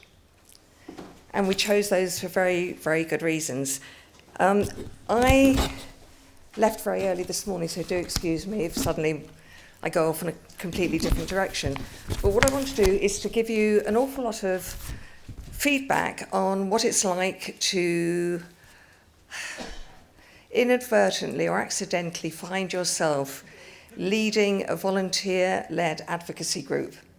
It's like running a company without any money and without any paid employees. So you have to be very smart, and there are smart people in the group, thankfully, that I can call on, and to work cleverly. It's also very exhausting. But I just want to give you a bit of background because you'll have had a lot of, if you like, hardcore information. Go with it. And also, it's been fabulous that Peter has been able to be here as well. But I just want to take you back through Ireland's journey and then intersperse it with how on earth I ended up in this position and how I will never give up. So the first thing I want to say is, and I'll just quote, I've really got a couple of copies here with me of the conference programme, and we just said it was all about human rights. It's time to talk about voluntary assisted dying, and I will touch on the conference. But the quote, and many of you will recognise this, never doubt that a small group of thoughtful, committed individuals can change the world. In fact, it's the only thing that ever has. And I just think it's important to always remember that, because advocacy is hard work. It really is not for the faint-hearted. And especially, I think, not just as an advocacy group or an individual within that, but I think if you are a professional and you're out there and you also have your professional reputation out there, that's tough.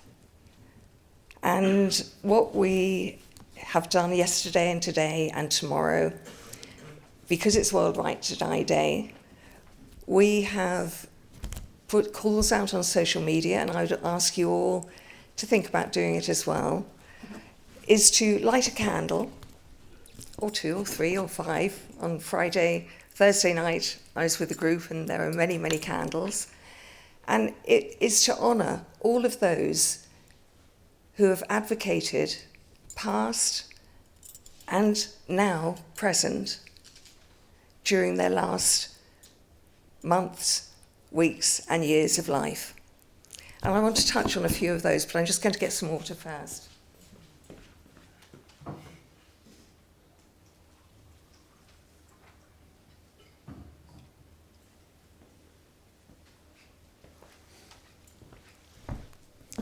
If anyone finds me difficult to understand, or there's something that I say, make a note of it and stop me, because I have one of those peculiar brains which doesn't always obey me. I want to touch on the World Federation.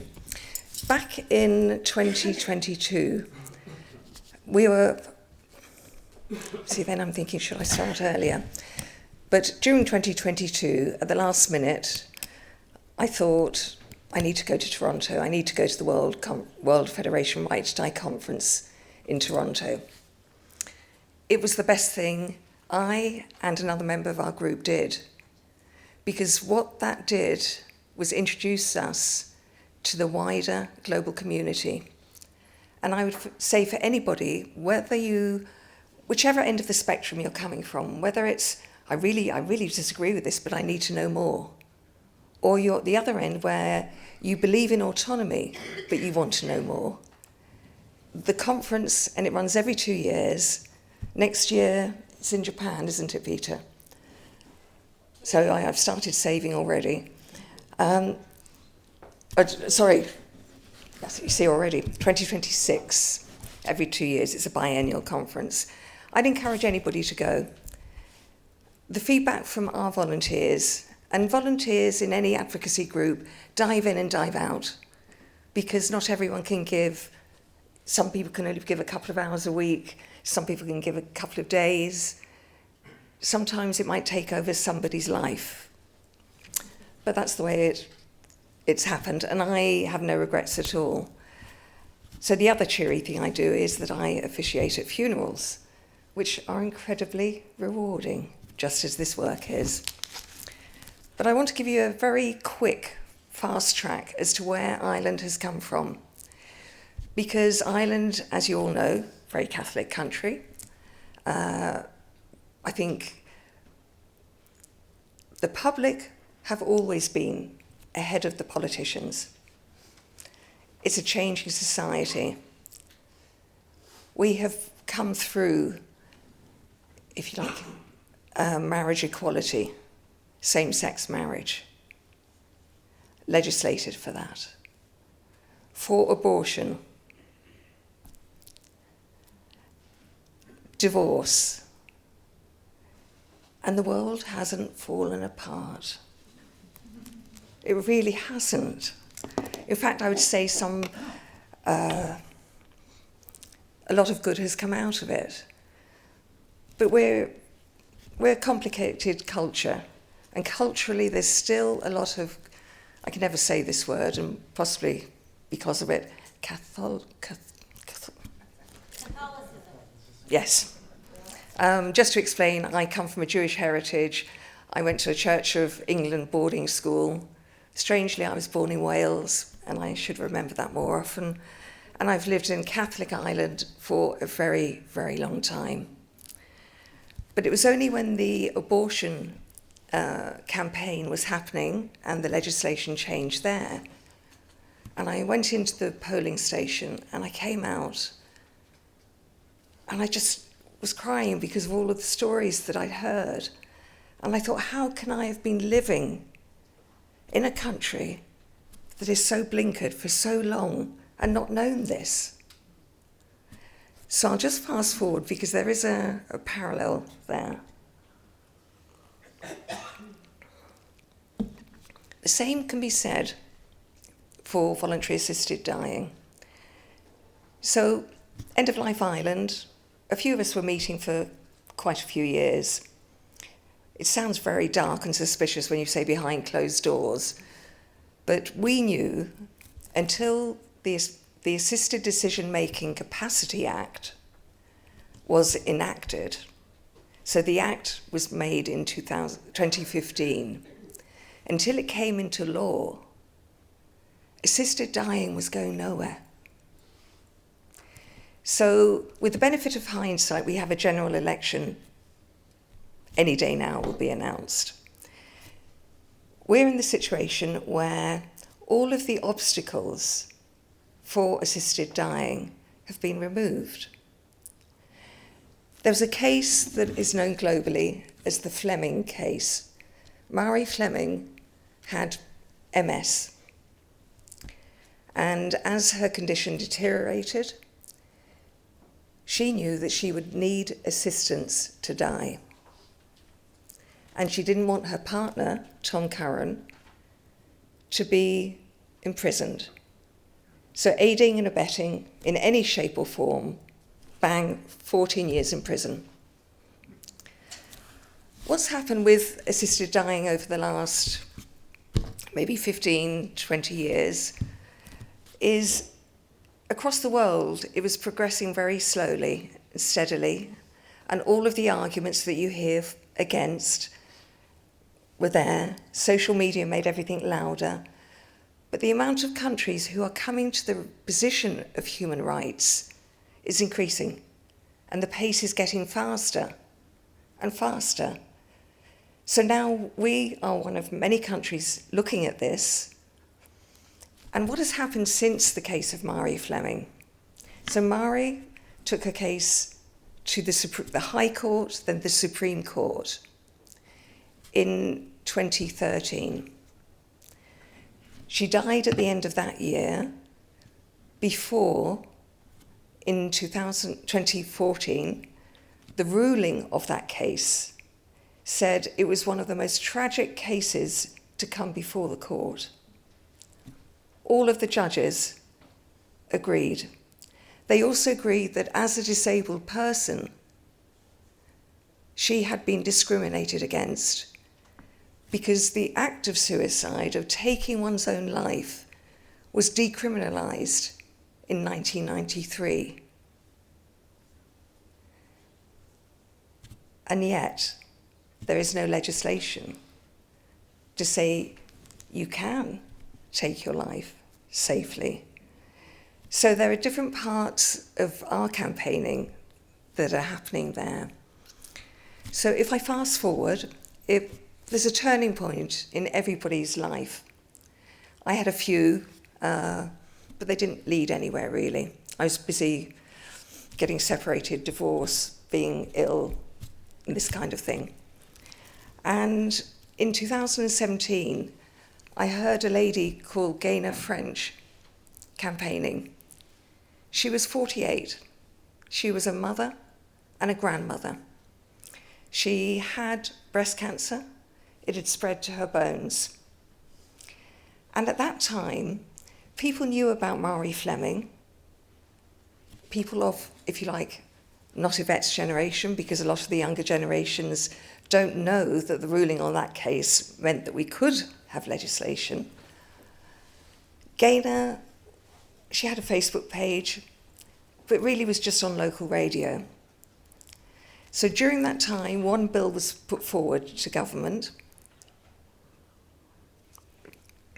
in 2015, but the government changed So in the changeover of the government, everything gets dropped. Which does make me rather anxious, because now that we have the Assisted Decision-Making Capacity Act in force, there's a government department to support helping people make their decisions. And we have had a special committee who sat for 9 months looking at this, and they have produced recommendations to legislate. And I'll touch on those in a moment. We have a general election coming up. So as an advocacy group, in 2020 there was a bill presented, it wasn't accepted. 2022, another bill. So all the time we're behind on the keyboards, we're lobbying, doing all sorts of things. But if a government and the political landscape isn't ready for something, that act basically with the Assisted Decision-Making Capacity Act had to be in place. The DSS then had to be set up.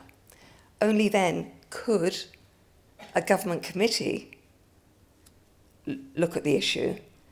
So no matter how many letters we wrote, how many emails we wrote, give me 4 more minutes. 2. So what I would say to you is all of the arguments will be the same. All of the arguments will be the same. But what you're, if you like, trying to support is choice. The opportunity so that somebody can die at home in their own bed, or if they need help. But if you consider the alternatives, we all know what they are. And most governments will bury their heads in the sand. So legislation provides choice and protects everyone involved. You can have conscious provision by medical staff, as well as conscientious objection and abstention. It can be done, and a kinder death really is possible. I'm going to leave that with Anna, or to pass around. You see, the problem is, once I start, it's very difficult to stop. There are beautiful little shamrocks in here, and I'd encourage you to take one, because little pins, it'll make you think of Ireland and send us all your good vibes. And there are also End-of-Life Ireland badges in there. I'll make sure to give them out. And the very brave can have a sticker for their car. And we have a very Norwegian gift to you. Oh, thank you. Østehøvel. Thank you. Can I? Thank you. Thank you very much. That's the great quality of people doing voluntary work. When they start to speak, they cannot stop. But in a conference, it's a little bit challenge. But we have a break later, so then come and ask her questions. And we will take the next. We will move on into the next. Invite the next speaker here. Assisted dying is not the easy way out. These words belong to Siobhan Malone McBaron. She was diagnosed with muscular dystrophy in her 20s and wishes to have the freedom to choose what's right for her. We will now hear her story. Give her a warm welcome.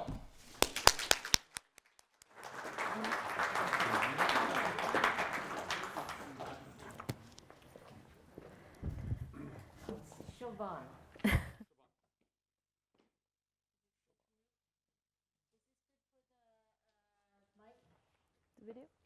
Yep. Ooh. Feels. No, it's not complicated. Leave it there. Yeah. I'll actually take mine fully. Yeah, take it like this. Yeah. Ooh. Perfect, thank you. Good afternoon. My name is Siobhan Malone McBaron, and I'm sure you'll all be glad to know that my injuries aren't a result of falling down a slippery slope. and hopefully I'll be able to get my words and my story out, and you'll know exactly why I'm here today. I may not be as articulate as the other speakers in the room here today, or have the medical background to reference statistics or research, but what I do have is valuable first-hand experience of what it's like to live with a life-debilitating, progressive disease that has no cure. I am a breast cancer survivor who also has muscular dystrophy. And what I'm going to talk about today is my reality of living with an incurable, progressive, neuromuscular disease, and why I feel so strongly about why voluntary, remember that word, assisted dying should be made available to those with both terminal and incurable, life-debilitating diseases that have no defined timeline. I know what it's like to fight and survive a deadly disease, such as cancer, but I also know firsthand what it's like to live with a prison sentence.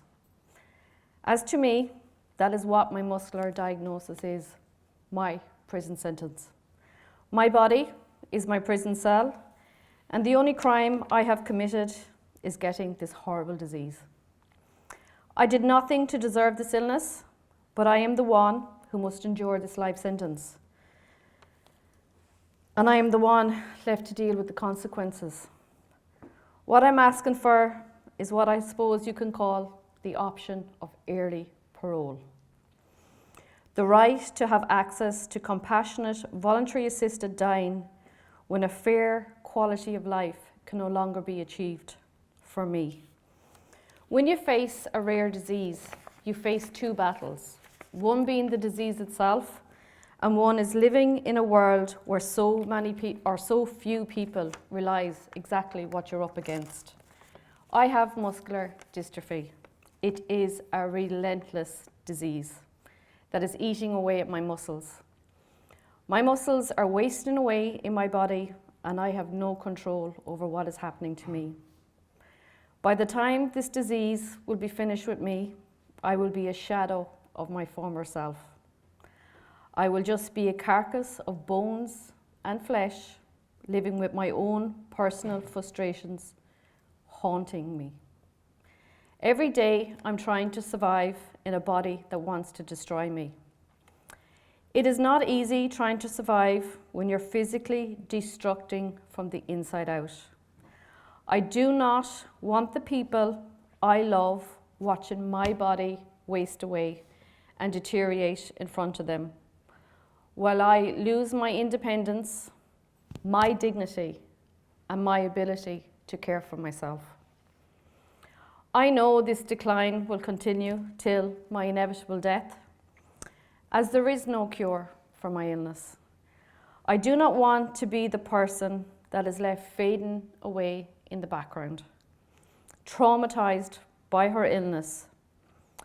This is simply not me, and it's not the Siobhan I know, nor is it the one I want my loved ones to remember. The current medical system cannot guarantee me a life without pain. So am I to take all the opioids available to me to try numbing my pain for years in order to just exist? As for me, that is not living, and it's not a life I would personally want to live. My illness is more than just enduring pain. It is a constant assault on my body, physically, emotionally, and mentally. So why can't I get to choose to say goodbye and go on my terms when the time is right for me, if I want to? At present, I have a reasonable quality of life. It just is not the one I envisioned for myself at 42 years of age. To me, assisted dying is not about taking the easy way out. It's about self-respect, peace of mind, and about acceptance. Eventually, when I do lose my quality of life, and if I do decide on assisted dying, I want it to be about my choice and for it to be dignified. At the end of the day, it's about having self-respect for oneself and wanting dignity when quality of life can no longer be achieved. When every day is one filled with physical pain and turmoil. When there is no longer any hope. The thing about dealing with an illness like mine is, I know I'll never be in remission. I will never be cured. And I am fully aware that I will have great days and horrible days and everything in between for the rest of my life. I'm used to trying to manage my pain and fatigue, and that alone is not an easy task. Yet, the continued loss of my mobility and of my independence is an unusual form of grief that is ongoing and difficult to comprehend. It is hard to accept that you are slowly losing your quality of life and accept a future knowing it is one with even more pain and despair to be endured. I do not want to exist in a world where I'm exhausted, in constant pain, and haunted by the memories of the old, healthy version of myself. The day my husband and I got married, we took our wedding vows seriously, and we meant them. We both exchanged the words, for better, for worse, in sickness and in health, to love and to cherish till death do us part. I'm happily married to my soulmate, who is my partner in life. However, as it stands, without legislation, in my home country of Ireland, to have the freedom to choose voluntary assisted dying, just like you, I too will be forced to travel abroad to seek medical voluntary assisted dying. When this time comes, will my husband face conviction as my partner in crime? Will he end up serving a prison sentence in trying to help his wife, whom he has loved and cared for, in trying to exit this world with dignity and peace if I am forced to travel abroad? Or, alternatively, do I have to consider my other options, which in all honesty, no one wants to even contemplate, purely out of sheer desperation? Can I ask you to consider this one question? Should my kind, caring, and dutiful husband be judged and punished by giving me my peace and freedom and setting me free from my prison sentence of a life filled with pain and suffering, only to end up serving a prison sentence of his very own? We have already had to mourn the loss of a life less lived because of this horrible disease, as it already has robbed me of so much. Dealing with the loss of my mobility and independence, but not only mine as an individual, but me as a daughter, friend, sister, aunt, and a wife, has been extremely difficult. Over the years of having to endure pain and fatigue, I know all too well I am losing more and more of myself to this horrible disease. This is not a pity story of me looking for sympathy. But this is not a Walt Disney movie or a fairy tale where happy endings exist. This is simply just my life and my reality. To me, courage means making hard decisions and being brave. I personally think the final stage of accepting any incurable illness or a terminal diagnosis is surrendering to it, as none of us are going to live forever. What are the benefits of dragging out someone's pain, misery, and suffering when the end result is death anyways? Death comes for us all eventually. There is no escape in that scenario.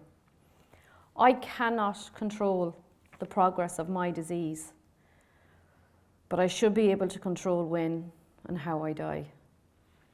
All I want is the option to be able to choose my final last steps when my suffering becomes intolerable. I should be able to say when enough is enough for me. We fight every day for a life with dignity, so why not fight for the right of those wishing to die with dignity? For those who are like me, who live daily in pain, in turmoil, with no hope or cure.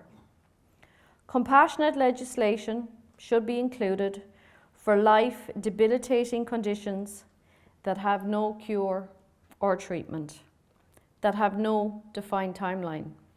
A life being heavily dependent on opiates and antidepressants is not living, when all it ends up doing is adding longevity to unbearable suffering.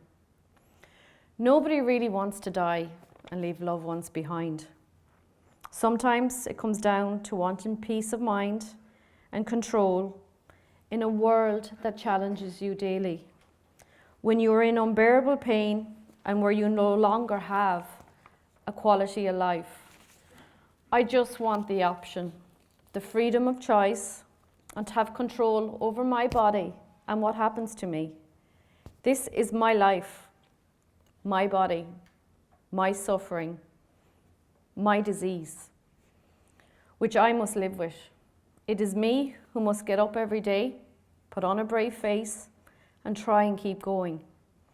So why can it not be my choice when I have endured enough, when my strength, stubbornness, and patience runs out, when I am too tired to stay fighting?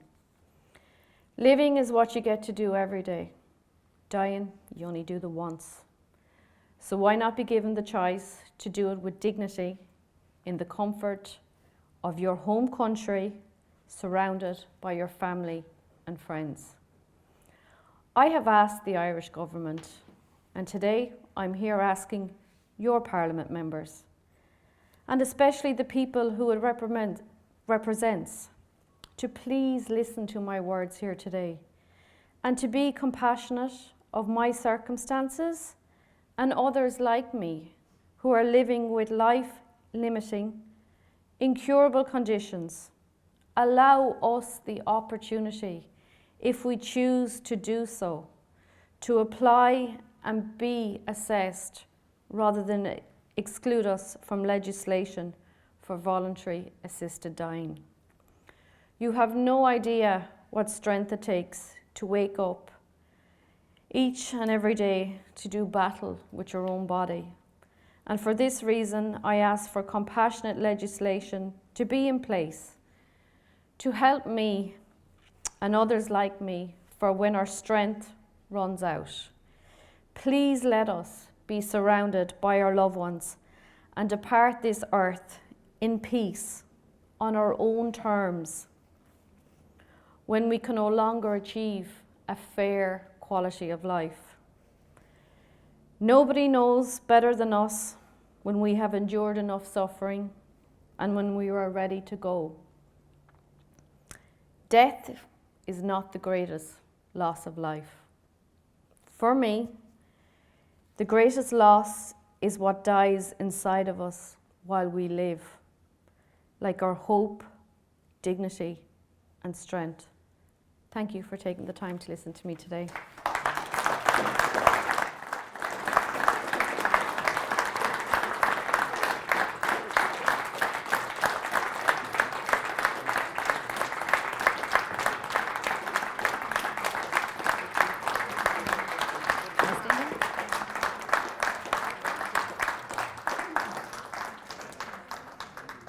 Thank you so much. I will take this micro here.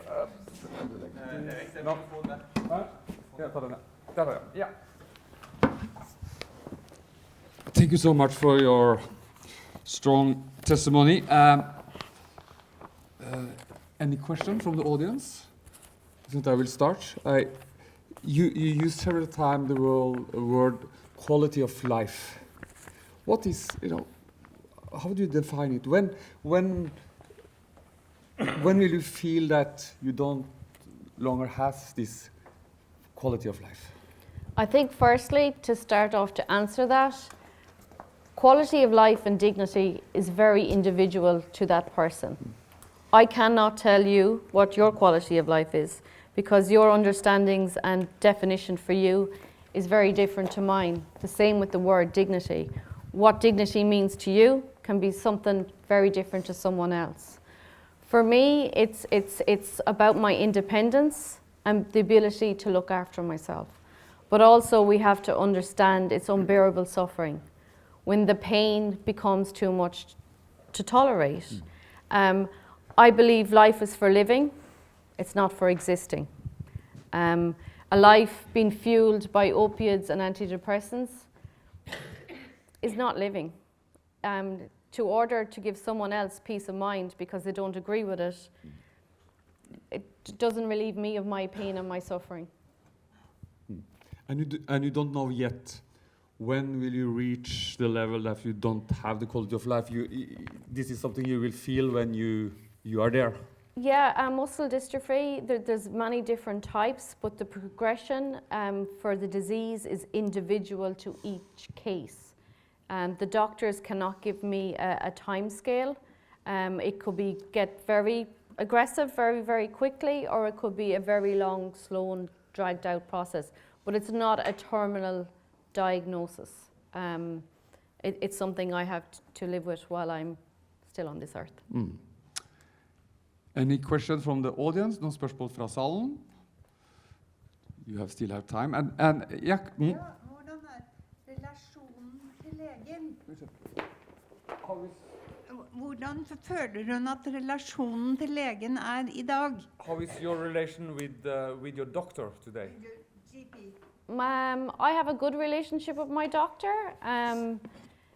He knows my disease is incurable, and he understands where I'm coming from. But without the legislation in Ireland, there's nothing that can be done there at the moment. Of course, I have the opportunity, if I choose to do so, with contradictions, or not contradictions, with severe consequences. If I do decide to travel to Dignitas and go abroad, I would have to do so in secret by myself, because of the 14 years that my husband may end up serving a prison sentence if he or anyone else chooses to travel with me. So I don't think that's a very fair scenario and situation to put my family members or myself through. So He can't travel with you to Switzerland? No, he would be prosecuted and get a 14-year sentence. I live my prison sentence with my disease, and if he travels with me to Switzerland, if I choose to do so, he ends up serving his own prison sentence. That's the Irish law. Yes, with the Irish law. Yeah. Yeah. Can I ask you a private question? You can. I may not answer it, but you can ask. Yes, you don't have to ask. Are you afraid of dying? No. That's one thing, I'm not afraid of dying. I'm afraid of living a long, painful, with this disease, but I am not afraid of dying. Death is not the greatest loss of life for me. Many years ago, I can't suddenly not remember his name, but I was at a big conference. And I met a man that had nearly died 2 or 3 times. It was the thunder, a lightning that went through his phone when he was speaking in it.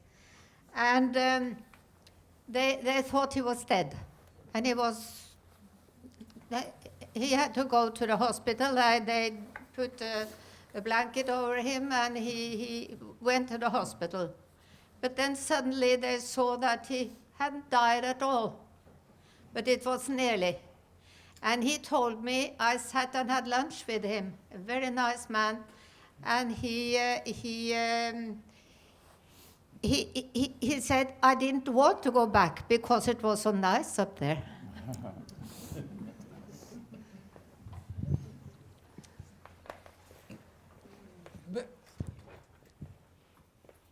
The message you had prepared today, took it long time before did you have to use long time of thinking before you actually came to this conclusion as you told us? Was it difficult to arrive where you have arrived today? It wasn't an overnight process. I don't think I originally said in my talk, I was diagnosed with muscle dystrophy in my early 20s. So I've already had 20 years to try and come to terms with my muscle dystrophy diagnosis. But what I wasn't prepared for was the diagnosis of breast cancer at 32. So I think it was upon that diagnosis that made me question my mortality even more. But then I also came to the realization that everyone knows cancer is a horrible disease. I survived that to end up having to live with a disease that is actually worse. There is no happy ending for me. I survived one horrible illness to be left facing a long road with another. So that's my process and how I've come to this thinking, but it wasn't an overnight light bulb moment for me. It's been a process, and I think a topic like this, you need time to evaluate. It took years. Yeah, but that's, I can only speak for myself and give my opinion and tell you my story. But for someone else that gets a diagnosis and they haven't had time to adjust to it, that is their right to decide. And they might have a light bulb moment. But that is why it's voluntary and it's individual, and it should be freedom of choice for that person. There is no right or wrong answer, whether I say, yes, I decided yesterday when I got my terminal diagnosis, or whether I've had 20 years. It's the individual, it's the patient. And this is what we must remember when we speak about legislation and bringing it in. We have to remember who this legislation is for and who it serves. It is the patient. And the patient should always be the person that you remember when you're talking about this. You do not appreciate your own health until it's taken from you. And I think you have to be very careful when you're addressing and speaking to other people who are sick, because I don't think it's right for someone to tell me how to tie my shoes when they're not walking in them.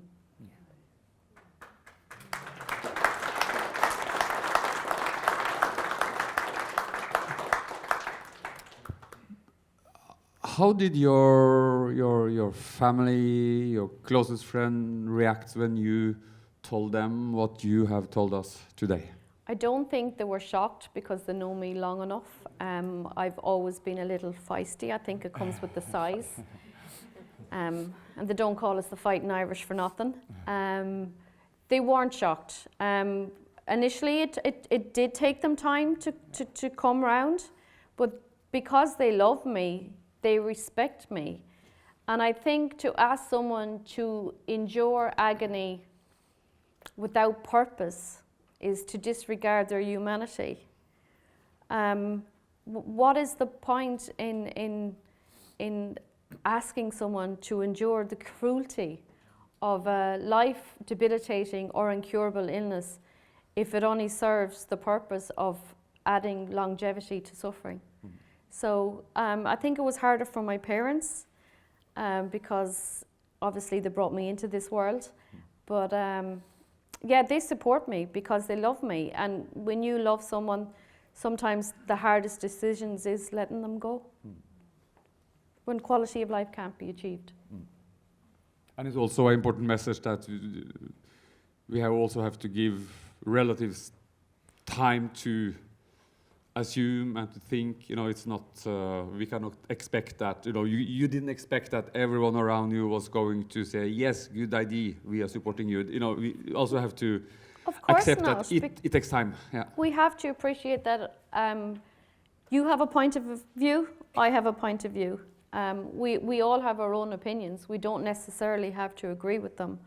But all I can hope is that if they will understand, that person will understand. And if you really love someone, do you really want to see them suffer unbearably? Question? Yeah. I guess that was my question. We have to take this because we are recording this. I guess that was my question. How would you involve your family in your final decision, to put it that way? I'm not going to answer that question. I don't think that's appropriate. And I hope you respect that.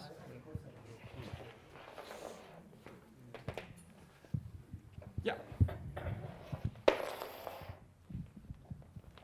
I just wanted to add a comment really to what Siobhan said.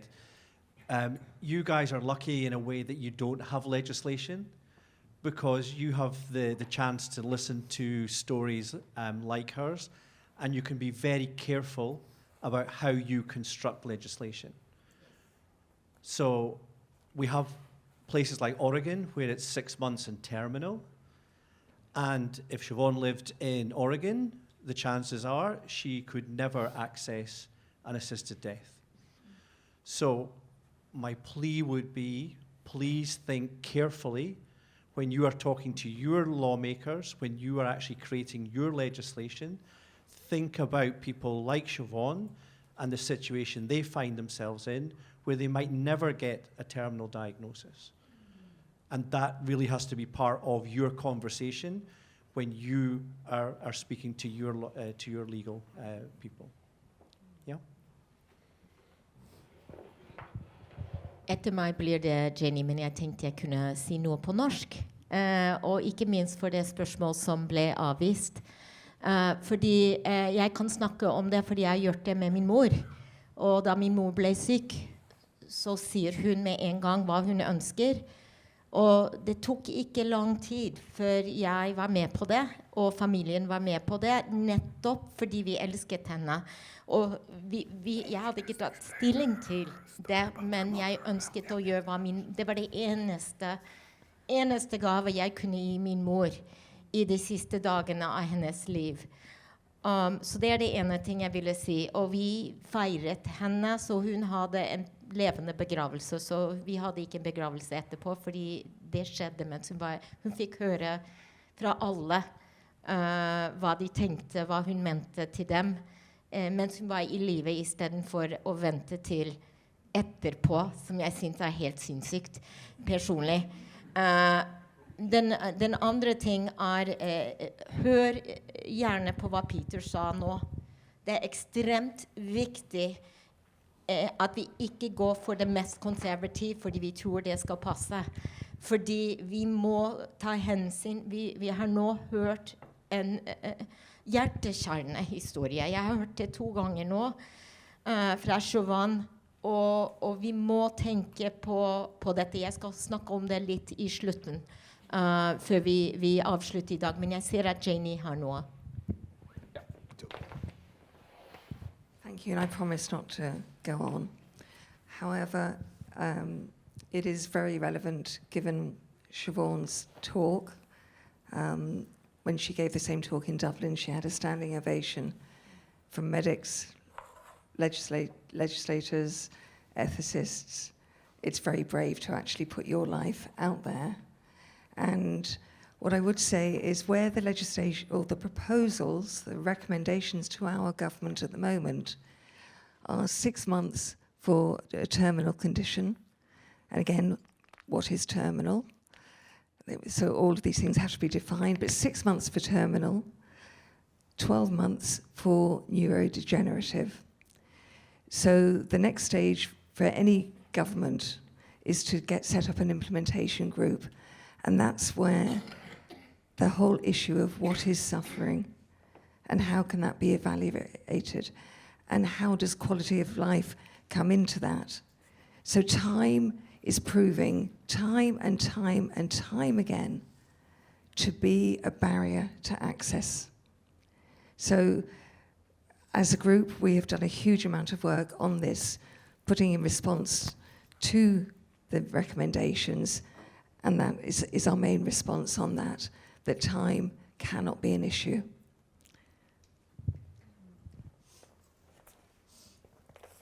Is it a lonely fight, you feel, or do you have a lot of support? I have amazing support. I don't think I would have survived my cancer diagnosis without the support I have, let alone face this journey. I have an amazing husband, and I have amazing friends and parents who love me and family, but they're not living in my body, and they're not living with my pain. And though they support me, I don't think they will ever comprehend my journey. Until you're walking in my shoes, you have no idea. And I think we need to respect that. When we're talking to other individuals who are sick, you can have empathy, you can have compassion, and you can try and support and be there for them, but I don't think you will ever fully comprehend the road that they're traveling. And we heard earlier that it's stories like you, personal stories, who are moving us forward. But when you tell your story in Ireland and people who are disagreeing with you, what is their arguments? Or is it difficult to say against you because you are strong and you have your conviction? I definitely have conviction. I think conversations need to be had. Voluntary assisted dying is a sensitive topic that needs to get the respect in terms of conversation and dialogue. We need to be open. We need to have respectful conversations. I have no problem speaking to people, but know your facts. I'm a firm believer in facts, not fiction. There's too much fake news, and I think within a certain reason, the media needs to be held a bit more accountable about what they're publishing. There needs to be a duty of care. They're very quick to publicise fake news without fact-checking first. And we also need the right of reply to be able to reply to fake news. And if people want to make an informed decision, they should have all the facts. They should have the correct data. It's very scaremongering, a slippery slope, 2 words I hate. But there has to be a duty of care there. Conversations definitely need to be had, but in a respectful manner. And I also agree with what Peter said, and in terms of pick your battles, because you're going up against, for example, the church. They're never going to change their mind. And Ireland is a very Catholic country. We have progressed a long way. As Janie said, we abortion, we have divorce, we have same-sex marriages. We have come a long way, but there's still a long road to be travelled. But they need to listen to the voices of the public. Societal opinions are changing, and they need to move with them and not be left behind. But they also, we need to kick the can further down the road and quickly down the road, because for people who are suffering, time is of the essence. They don't have the time for political arguments with church and state. We need to listen to the patients, and we need to alleviate them of their suffering as quickly as we can, and progress with societal changes. And the politicians need to remember who put them in the position and who they are fighting for. It's the people whom they represent. It's majority, not minority, and they need to go with what society wants. But But when you tell your story, have you experienced that people has come back to you later and say that actually I changed my mind? Yes, yes. I've had good and bad, because there's, in life in general, everyday life, there's good and bad. But I like to think that I'm a voice for those who haven't the strength to come forward. It takes a lot of courage to come forward and speak publicly, because you are putting a target on your back, especially of this generation of social media. It's very easy to be a keyboard warrior and hide behind a keyboard and send nasty comments, which I have received, but you get the good with the bad, and I like to think that by me speaking, I'm encouraging others who are in the same situation to come forward, to give them the strength to say, well, she's done it, I can do it, and I wouldn't be on this stage today only for Marie Fleming did that in 2013 in Ireland. She was and Vicky Phelan and Brendan Clark and all those other people that went before me.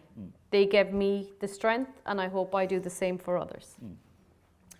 In Norway, we have this several newspaper. We have the portraits interview with famous people, and they have sometimes the last question: what will you write on your grave? This phrase that summarizes your life and fight or whatever.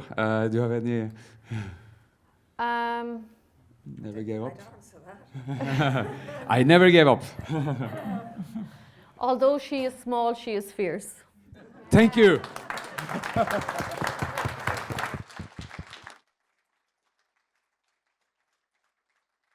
you so much for your strong message, and I guess we learned a lot, everyone in the audience here. Vi har oversatt hennes tale på norsk, så det blir lagt ut i pausen. We have your speech translated to Norwegian, actually, so everyone can pick a copy, and så kan dere lese hjemme og kopiere opp og dele til andre. Dere tenker bør høre litt om denne sterke, overbevisende historien. Nå tar vi en liten pause før vi skal ha politisk debatt om hva man nå bør gjøre på Stortinget. Så gå ut og ta en liten kaffekopp, og så vi tilbake her om 10 minutter. Så her har vi 3 modige politikere som har møttes opp. Det ikke alltid at FrP, Venstre og SV slår seg sammen, men her de faktisk ganske enige. Så da det greit å ønske velkommen Olav Sandnes-Vika. Du landsstyremedlem i SV. Velkommen til deg. Velkommen til Morten Wold, stortingsrepresentant for FrP. Og Margrethe Pral Reusch, landsstyremedlem for Venstre. Velkommen. Og da begynner jeg med deg, Morten Wold. Altså, Fremskrittspartiet jo det eneste partiet faktisk som har det programfestet at dere ønsker en utredning. Hvorfor tror du det bare dere som har gjort det? Ja, det et godt spørsmål. Altså, dette jo et veldig vanskelig tema. Men for oss så har det egentlig i veldig lang tid vært klart at vi mener at det må på plass en utredning. Altså, det dreier seg både om rammer og dilemmaer og løsninger, uten at vi skal forskuttere detaljer nå. Allerede i 1998 så foreslo Fremskrittspartiet i Stortinget for første gang da at dette spørsmålet skulle utredes. Så foreslo vi det samme i 2020, da sammen med SV, og fikk støtte av Rødt, men vi står da altså sørgelig alene. Vi har hatt dette i vårt prinsipprogram siden 2009, og vi erkjenner jo at dette krevende og vanskelig, men vi mener at ved å få på plass en utredning, så vil vi kunne få svar på en del av de spørsmålene som henger i lufta. Vi ser jo for oss at dersom vi skal åpne for dette her, så må det være regulert gjennom et veldig strengt lovverk. Livet jo på en måte ikke noe man tuller med, for å si det sånn. Derfor så må dette gjøres på en skikkelig måte. gjennom en god prosess, som ender ut i en brei politisk diskusjon, og forhåpentligvis til slutt da, en åpning for at mennesker som, sånn som hun vi hørte her nå til slutt, var jo en særdeles gripende historie. Og jeg tenker at hun bør i hennes situasjon få lov til å velge når hun vil gå ut av livet. Vi skal snakke litt mer om dilemmaene og slikt etter hvert, men ha tid for det litt, skal vi se. Bare høre med deg, Venstre og Margrethe. Så, dere har jo foreslått det flere ganger. Du er med et parti som har stemt dette ned på landsmøter. Personlig, altså du er for, fordi du har tatt opp. Målet er at dere skal gjøre det igjen og få flertallet med dere. Men hvorfor er det så vanskelig å få Venstre med på dette? Det er et veldig godt spørsmål egentlig, fordi sist dette var oppe, altså i 2021, da vi vedtok stortingsprogram for den perioden som vi er inne i nå, da tappte jeg, eller min side av partiet med 5 stemmer. Eller 3 mennesker som stemte feil, da, hvis du spør meg. Men så har vi også et prinsipprogram, sånn som Morten peker på at FRP også har, og der står det helt tydelig at enkeltindividet bestemmer over eget kropp og eget liv. Så jeg mener jo at Venstre egentlig er for, vi bare tør ikke å gå ut og si det i store bokstaver. Jeg tror den der liberale rettigheten til å bestemme over seg selv, den er veldig iboende i Venstres medlemsmasse. Så ja, jeg mener vi er for uten å rope alt for høyt at vi er for, da. Vi skal snakke litt om hvorfor det er så vanskelig å rope høyt om at man er for dette, for det er jo litt sånn berøringsangst her, men det skal vi snakke om etterpå, bare til deg, Olav i SV. Neste landsmøte til våren, så skal vi stemme over dette. Der er det fremmet. Hva tror du SV sier? Jeg tror SV sier ja. Men dette er jo... Om utredning, ikke sant? Det er det vi snakker om her. Eller å si utredning. Ja, utredning. For jeg tror det er det helt nødvendige stedet å begynne i forhold til de motkreftene vi har. Og jeg tror at når utredningen kommer, når vi på en måte får den reelle debatten, så tror jeg vi kommer rundt den feigheten som finnes i alle partiene, finnes også i SV, men at man ikke tør, ikke sant? Høyre er jo et like liberalt parti som de andre, det er det som er fellesskapet mellom oss, og tenker nok også at folk skal få bestemme selv, sånn at det er et flertall innen rekkevidde hvis saken blir satt tydelig nok på dagsorden, og det er på en måte litt vår jobb internt i partiene, og så er det jo på en måte alles jobb i forhold til å få politikerne til å faktisk tørre å snakke om døden som en realitet. For det er jo det ubehaget jeg egentlig opplever som hindrer det hele tiden. Altså det at vi er så redde for... Altså, jeg tror den norske kulturen er blitt helt fremmedgjort for døden, strengt tatt. Jeg tror det... Ja, er det litt sånn... Er det berøringsangst for døden, eller er det berøringsangst for en sak som de vet det kan være vanskelig også å få folket med seg på? Jeg tror ikke det er vanskelig å få med seg folk i denne saken. Jeg tror det er mer, vi har distansert oss veldig fra døden i samfunnet. Jeg husker da jeg var liten, morfaren min døde i en lenestol hjemme mens han så på TV. Det var det mest selvfølgelige i verden. Nå skal du bo på institusjon når du dør. Det er liksom samfunnet vi har rigget. Altså, vi skyver døden vekk fra hjemmene våre og fra dagliglivet vårt. Og da blir det enda vanskeligere å snakke om. Ja, det er jo et godt innspill. Men det vi må huske er at når det har vært undersøkelser knyttet til dette spørsmålet, så svarer jo et eller annet sted gjerne helt opp imot 80% av de spurte at de er for at dette skal utredes eller innføres. Og det tyder jo, eller viser jo med veldig stor tydelighet at Stortinget er i himmelropende utakt med befolkningen. Og det synes jeg det er litt trist å registrere. Så jeg håper at vi klarer å flytte denne debatten noen hakk videre, sånn at vi i neste runde kan få et flertall for at dette skal utredes. Olav, du nevnte motkrefter. Hvem er motkreftene i dag? Det er vel flere. Altså det ene er jo, som flere har vært inne på før i dag, kirken, eller de som på en måte er imot selvmord. Det er vel kanskje en diskusjon. Jeg tror ikke det er noen brei uenighet i Norge lenger om at jeg har rett til å avslutte mitt liv. Så er det den diskusjonen som er med helsepersonell, som er den vanskelige, ikke sant? Det å pålegge noen å ta de andres liv. Og der går det en debatt i Aftenposten for tiden, hvor det har også vært Ja, men det jo en kjent debatt I forhold til for eksempel abort, ikke sant? Som flere har vært inne på. Det kan løses med reservasjonsrett, med de mulighetene. Og teknologisk, jeg lurte på om det egentlig skulle inn I SV-forslaget, så det klart at selv om jeg ikke kan bruke noe annet på kroppen enn å blunke, så kan jeg løse ut en smertepumpe. Ikke sant? Vi kommet såpass langt. Men det jo kanskje litt sånn her til syvende og sist. Ikke sant? Jeg ikke så redd for den sloppery slide. Jeg tenker at jeg ikke rystet over at folk med psykiske helseproblemer får aktiv dødshjelp. Rett og slett for jeg jobber med det til daglig. Ikke sant? Folk som har det så vondt at ikke de orker å leve lenger. Den jobben jeg må gjøre da jo å få de til å håpe og tro på dette livet at det verdt å leve. Men det jo ikke sånn at psykisk smerte noe mindre alvorlig enn fysisk smerte. Sånn at vi må på en måte rett og slett snakke om det, ikke sant? Det jeg sitter og vurderer folk fra time til time, eller jeg ga en ganske ung gutt råd om at kjør ikke bil du nedfor, for han sitter på lysten til å bare svippe den bilen ut. Så jeg synes jo kanskje noe av det mest spennende å se på det at selv om man tillatt for så vidt en verdig avslutning, og ikke gjøre det på måter som ganske skadelige for helsepersonell, familie og andre, så går ikke dødstallene opp. Det gjør det jo I Norge, ikke sant? Og vi har ikke den muligheten, så jeg tenker at vi må rett og slett tørre å møte dem. Jeg jo ikke redd for å dø selv heller. Altså det jeg livredd for å miste autonomi, miste min mulighet til å påvirke livet.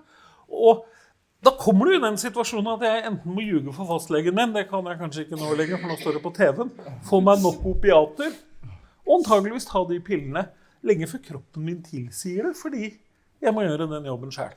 Da kommer vi I den situasjonen som norske sykepleiere står på gamlehjemmet, det ikke lenge siden faren min døde. Skal vi gi nok smertelindring, selv om pasienten dør av det? Og det uregulert I dag, som jeg synes ubehagelig. Faren min hadde en jæskla vond natt, en natt lenger, fordi det var en polsk sykepleier som ikke ville gi nok smertelindring. Eller egentlig så tror jeg både sykepleierne og jeg og faren min visste hva vi snakket om I den fasen I forhold til smertelindring. Sånn at det skjer jo faktisk I dag, men uten at det regulert I loven. Og det synes jeg egentlig kanskje den dårligste rettstilstanden. Og da blir det tilfeldigheter, for jeg hadde jo ikke noen pasientrettigheter heller, for det som skjedde var jo egentlig ikke lov. Margrethe? Ja, nei, det ble jo tatt opp her I stad. Vi har jo egentlig en buffet av regelverk å velge hvis vi skal utrede dette I Norge, og det jo også en god grunn til å be om en utredning, fordi vi kan ikke bare adoptere et regelverk et annet sted. Vi må få det til å fungere I vårt samfunn og innenfor våre rammer og de verdiene vi har I Norge. Og så det jo dette med autonomi, for det jo helt individuelt. Når det livskvaliteten opphører? Når det jeg ikke lenger opplever verdighet I mitt liv? Det helt individuelt, og jeg har selv en nevrologisk sykdom med et helt totalt uforutsigbart utfall resten av livet. Det må jeg leve med hver dag, men det som viktig for meg at det hverken staten eller Gud som vet best når jeg ikke synes det ordentlig å leve lenger. Det faktisk jeg. Og det må jo være prinsippet her. Men vi hørte Nederland her I stad, ikke sant? Så hvordan lovverket der var, men har på en måte ikke at Nederland I mange måter kan sammenligne oss med, altså har ikke de gjort en så god jobb at vi egentlig kan adoptere mye av det? Altså må vi starte helt på scratch når vi skal ha en utredning? Folk blir litt utålmodige. Jeg opplever at vi ikke starter på scratch I det hele tatt. Vi kan plukke fra Spania, Nederland, Oregon, USA, andre stater, Irland etter hvert som de utreder, andre land utreder. Vi kan plukke det som passer for oss, og lage det vi vet fungerer godt, både lovmessig og individuelt for menneskene. Ja, det jeg helt enig I. Vi trenger ikke å finne opp hjulet på nytt. Samtidig det liksom viktig at vi må ha den prosessen hos oss må være god. Og så det dette som vi har vært inne på her med så de liberale holdningene. Fremskrittspartiet jo et liberalistisk parti som har stor tro på at enkeltmennesket I større grad enn staten vet best hva som best. Og jeg vet best hva som best for meg, og du vet best hva som best for deg. Og det ligger liksom litt I bånd for alt. Så det jo sånn at I Norge I dag at vi har jo nesten dødshjelp, ikke sant? Altså terminal, hva heter det for noe? Sedering, ja. Så legen gir en dose morfin,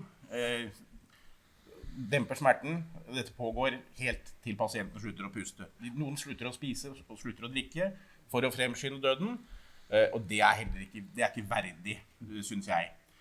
Og så det vises jo hele tiden til Oregon, og der var det jo sånn at av de som fikk, det var mange som tok ut resept på, ja, nå finner jeg ikke igjen notatene mine, men tok ut resept på denne medisinen som kan avslutte livet. Men så viste det seg jo at kun 60% brukte den. Så for mange så opplevdes det nok antageligvis som en trygghet å ha den muligheten når livet på en måte blir helt uutholdelig da. Så det er jo også et argument, ikke sant, for da får du kanskje bedre kvalitet på slutten av livet, for at du har den tryggheten om at dette kan jeg faktisk ordne hvis det blir for jævlig.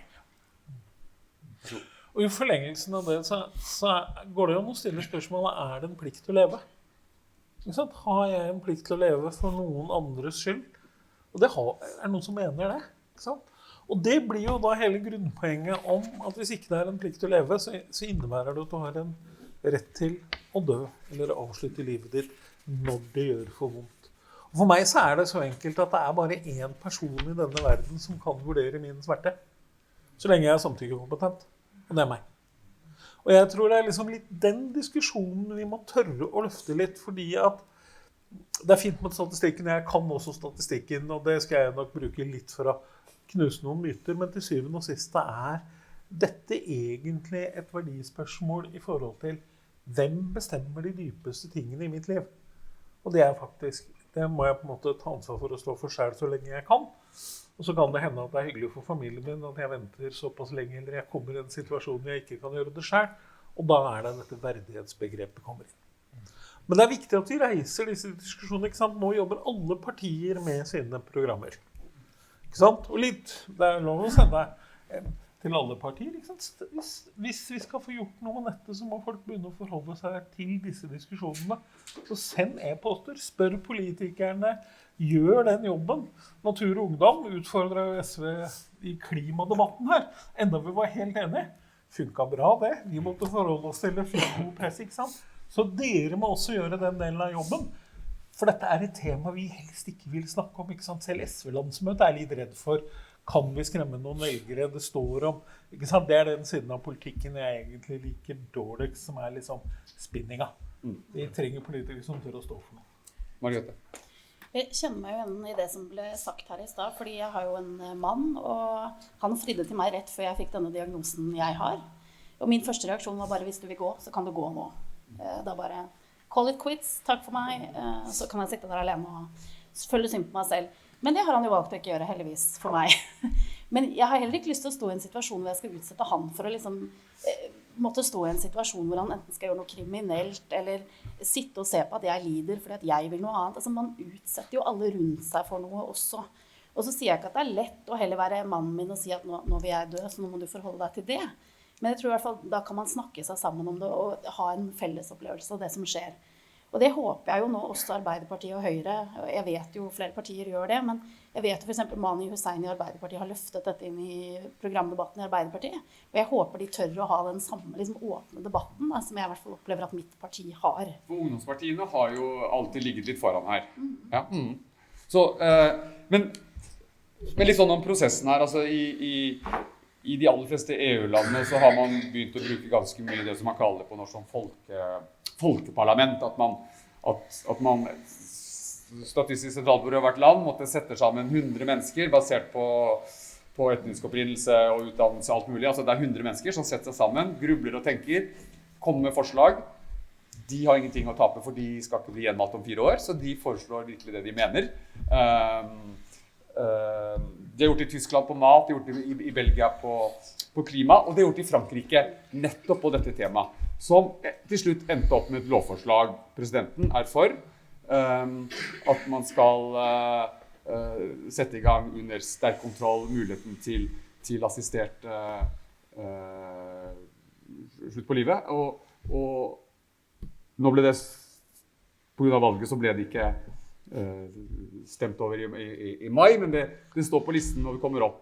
Og det en måte å gjøre, altså, i forhold til å få det rotfestet også blant folket, altså den type folkeparlament på viktige saker. Kunne dette vært en sak som man faktisk kunne ha testet ut den modellen, også i Norge, som et av de få landene i Europa som ikke har testet ut den folkeparlamenttanken?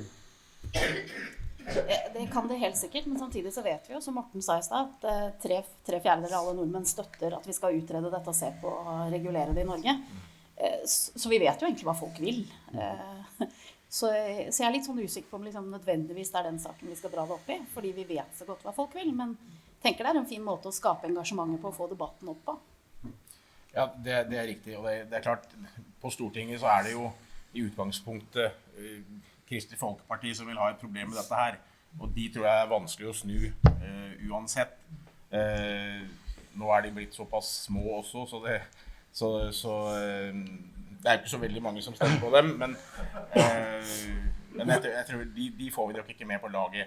Og jeg tenker at de spørreundersøkelsen som er gjort, de gir egentlig svar godt nok, så vi må bare komme i gang med prosessen. Altså, vi må snakke om det i enda større grad, vi må våge det, og som det sies her, ikke sant? Altså, ta kontakt med politikerne, øv press, frem synspunkter, sånn som historien til hun fra Irland som snakket her i stad, fantastisk gripende. Og det er disse historiene som må fram, sånn at vi politikerne som sitter på Stortinget får det grunnlaget. Og så gjør selvfølgelig den foreningen her en veldig viktig jobb. Og jeg så jo at det sto her at dere ikke hadde noen støtte, og baseres kun på frivillige bidrag. Det er også en kamp for etter hvert å kunne motta offentlig støtte, men for mange så er det en lang kamp, men før eller siden så lykkes man gjerne. Er det noen spørsmål fra salen her? Gi meg et lite tegn. Ja, kom igjen, skal jeg si at du må ha mikrofon? Nei, jeg kan snakke høyt nå. Nei, det tas opp, skjønner du, vi må ha det bort. Men jeg må bare understreke at vi må ta et spørsmål og ikke lange historier. Det er ikke plass til. Det er veldig fint at vi nå får høre at partiene skal ta opp dette med å utrede det. Og det var nevnt sedatering, og da håper jeg dere også vet at det er noe som heter seponering.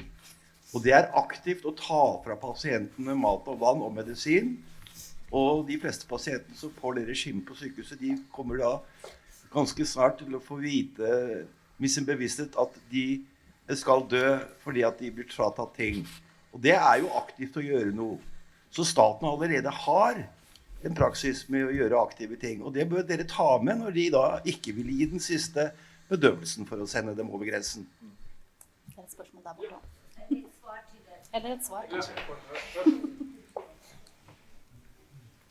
Ja, det er både et svar til forrige taler og et spørsmål til panelet. Det å ta fra en døende pasient for eksempel væske, hvis du har alvorlig nyresvikt og hjertesvikt, vil jo hindre pasienten å dø av lungeødem. Altså gir du væske til en pasient som ikke har nyrefunksjon eller hjertefunksjon, så vil de få lungeødem og dø av det. Så da vil det jo være det vil gi livskvalitet og ikke gi de væske. Så det er en medisinsk vurdering. Og så lar man naturen gå sin gang, og det er ikke legen eller helsevesenet som tar livet av den pasienten, så man vil jo kalle det en form for passiv dødshjelp, og det begrepet brukes ikke lenger. Men det jeg lurer på man må jo ha flertall i noe i et parti for å få det inn i et program, eller for å få det inn i et arbeidsprogram, eller et valgprogram. Men dette her må jo være en av de mest tydeligste samvittighetssakene, tenker jeg. Og hva tenker dere om at bør representanten være fristilte i en sånne saker som dere er? Ja, Morten, hva tenker du?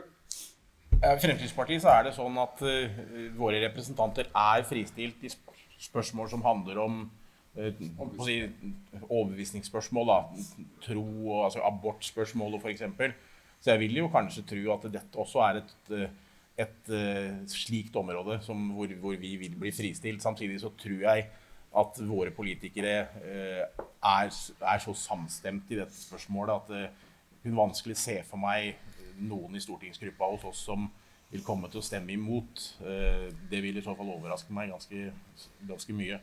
Selv om jeg regner meg som personlig kristen, ikke noen sånn veldig aktiv kirkegjenger, men altså, du har den grunnleggende fra barnetru, ikke sant? Du tenker at noe er større enn deg selv. Vi søker til kirken både i sorg og i glede, ikke sant? Men jeg synes ikke dette spørsmålet rokker ved spørsmålet om tro. Jeg tenker at de to tingene må kunne ses hver for seg. Altså skaperverket er en ting, men dette handler om dette handler om menneskers beslutning over eget liv i en vanskelig avslutningsfase av livet. Da. Og for å gi verdighet i sluttfasen, så mener jeg at dette veien å gå. Men, unnskyld, kan ikke dere ta det? Ja. Unnskyld, kan dere ta det ut? Unnskyld, hør på meg, vær så snill, hør på meg. Kan dere ta det sammen etterpå, vær så snill? Ikke tilfellet med min far. Ja. Det hadde ikke noen nyregreier. Unnskyld, beklager. Vi tar det ute. Nå skal vi debattere med politikerne, så får dere snakke etterpå ute, så holder vi oss til saken her oppe nå. Og dere tre jo enige om at vi må ha en utredning, for det viktig at man lager en bra grunnmur for det man eventuelt da skal bli enige om. Dere sier jo også hva dere ønsker, sånn etter denne utredningen. Men likevel, hva dilemmaene? Altså, hva likevel vanskelig? Nei, jeg sa jo litt om det i stad, ikke sant? Som går på det dilemmaet om å pålegge noen å ta et liv, eller skrive ut en resept på å ta et liv. Det synes jeg på en måte den store vanskeligheten. Så kommer det opp en diskusjon til, som også har ligget i de debattene som nemlig at noen frykter at noen blir presset, eller at den for dårlige velferdsstaten gjør at folk tar det. Forskningen, som vi har sett tallet på, viser at det ikke så veldig vanlig. Men det jo ikke noen problemstilling som blir borte av at man kan gjøre det på en verdig måte. Jeg mener, ta livet sitt og den typen press kan jo skje helt uavhengig av det. Så jeg synes ikke det argumentet godt. Men jeg tror det der viktig å få fram faktorene, for eksempel fra Oregon, om at det det ikke sant? Jeg synes jo den forskningen også tydelig på at, jeg håper vi har rett da, dette handler jo om både smerte og tapen av autonomi. Det det jeg frykter mest, altså. Det på en måte å bli fratatt vilje med. Og det jo sånn litt typisk for en politiker da. Og det litt derfor også, jeg tenker at jeg skeptisk til folkeparlamentet ditt, fordi jeg tror vi må finne den norske måten, ikke sant? Vi må klare å flytte det politiske flertallet med en klokskap som gjør at vi får det vedtatt. Sånn at det som trengs, altså SV vil også være fristilt, men det som trengs jo litt det folkelige presset, så har jeg lyst til å si tusen takk for at jeg fikk lov å komme til i dag. Og jeg legger jo sånt ut på Facebook. Ikke sant? Jeg har diskutert aktiv dødshjelp både på jobben og i ganske mange sammenhenger i det siste. Og jeg opplever jo egentlig at når vi klarer å anerkjenne de dilemmaene, si litt om alternativene, så det en debatt vi stort sett vinner. Så det vi trenger å få debatten opp. Men Margrethe, det jo, dere sier at 75% av norsk befolkning støtter dette. Men det kan jo også være at man støtter en idé om at den friheten vil man ha, men igjen, når man begynner å gå inn og løfter opp dilemmaene, så kan det jo hende at man, også den norske befolkningen, begynner å tenke at kanskje det noe som vanskelig likevel. Hva tror du det kan være? Jeg tror det handler om når man skal tillate det, hvem som skal utføre det og ikke, og hvordan det skal skje. Det tenker jeg helt åpenbart dilemmaer som må diskuteres. Og det derfor i hvert fall jeg har veldig tro på at en utredning veien å gå. Du må ta inn, hva gjør alle andre land? Hvordan har de gjort dette? Hvilke debatter oppstår? Hva problemet med det ene eller det andre? Hvilke pasientgrupper går glipp av noe her hvis vi gjør det sånn? Hvor blir det for liberalt hvis vi gjør det sånn? Det jo de debattene vi trenger. Og jeg mener jo helt oppriktig, det burde ikke være så vanskelig å be om en utregning. Dette skjer overalt rundt oss nå. Altså i alle land rundt oss popper dette her opp.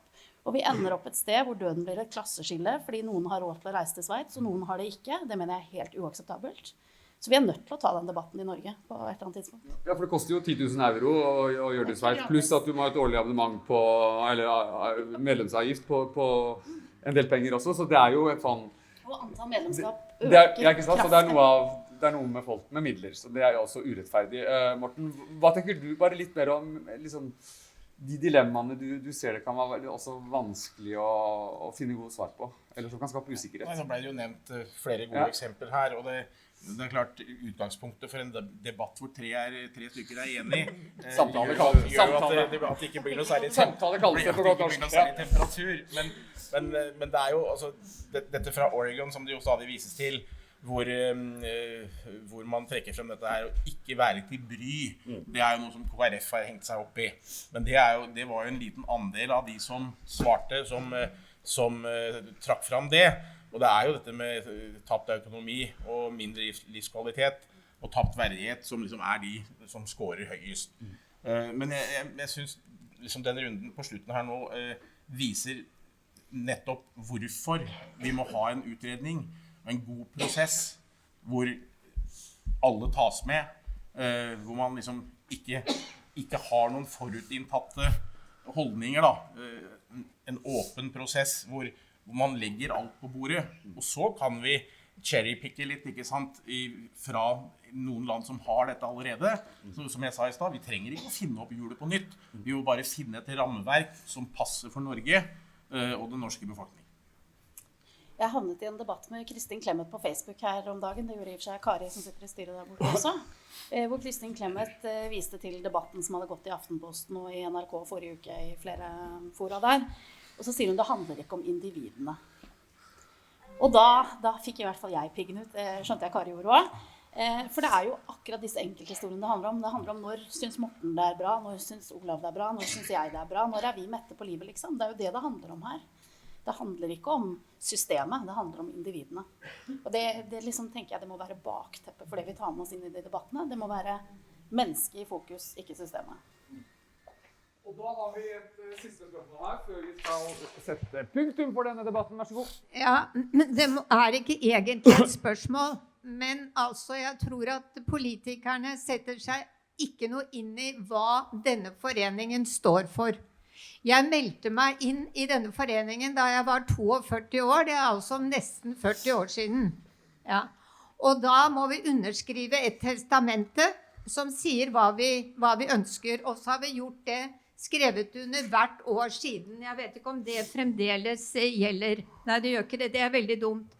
Og da hele familien min har visst hele tiden hva jeg står for. Og da må det være jeg som bestemmer, ikke en politiker, ikke en prest eller en annen. Når jeg har underskrevet det og står for det i 40 år, hele familien min, vi har tatt det opp, da må det respekteres, det mener jeg.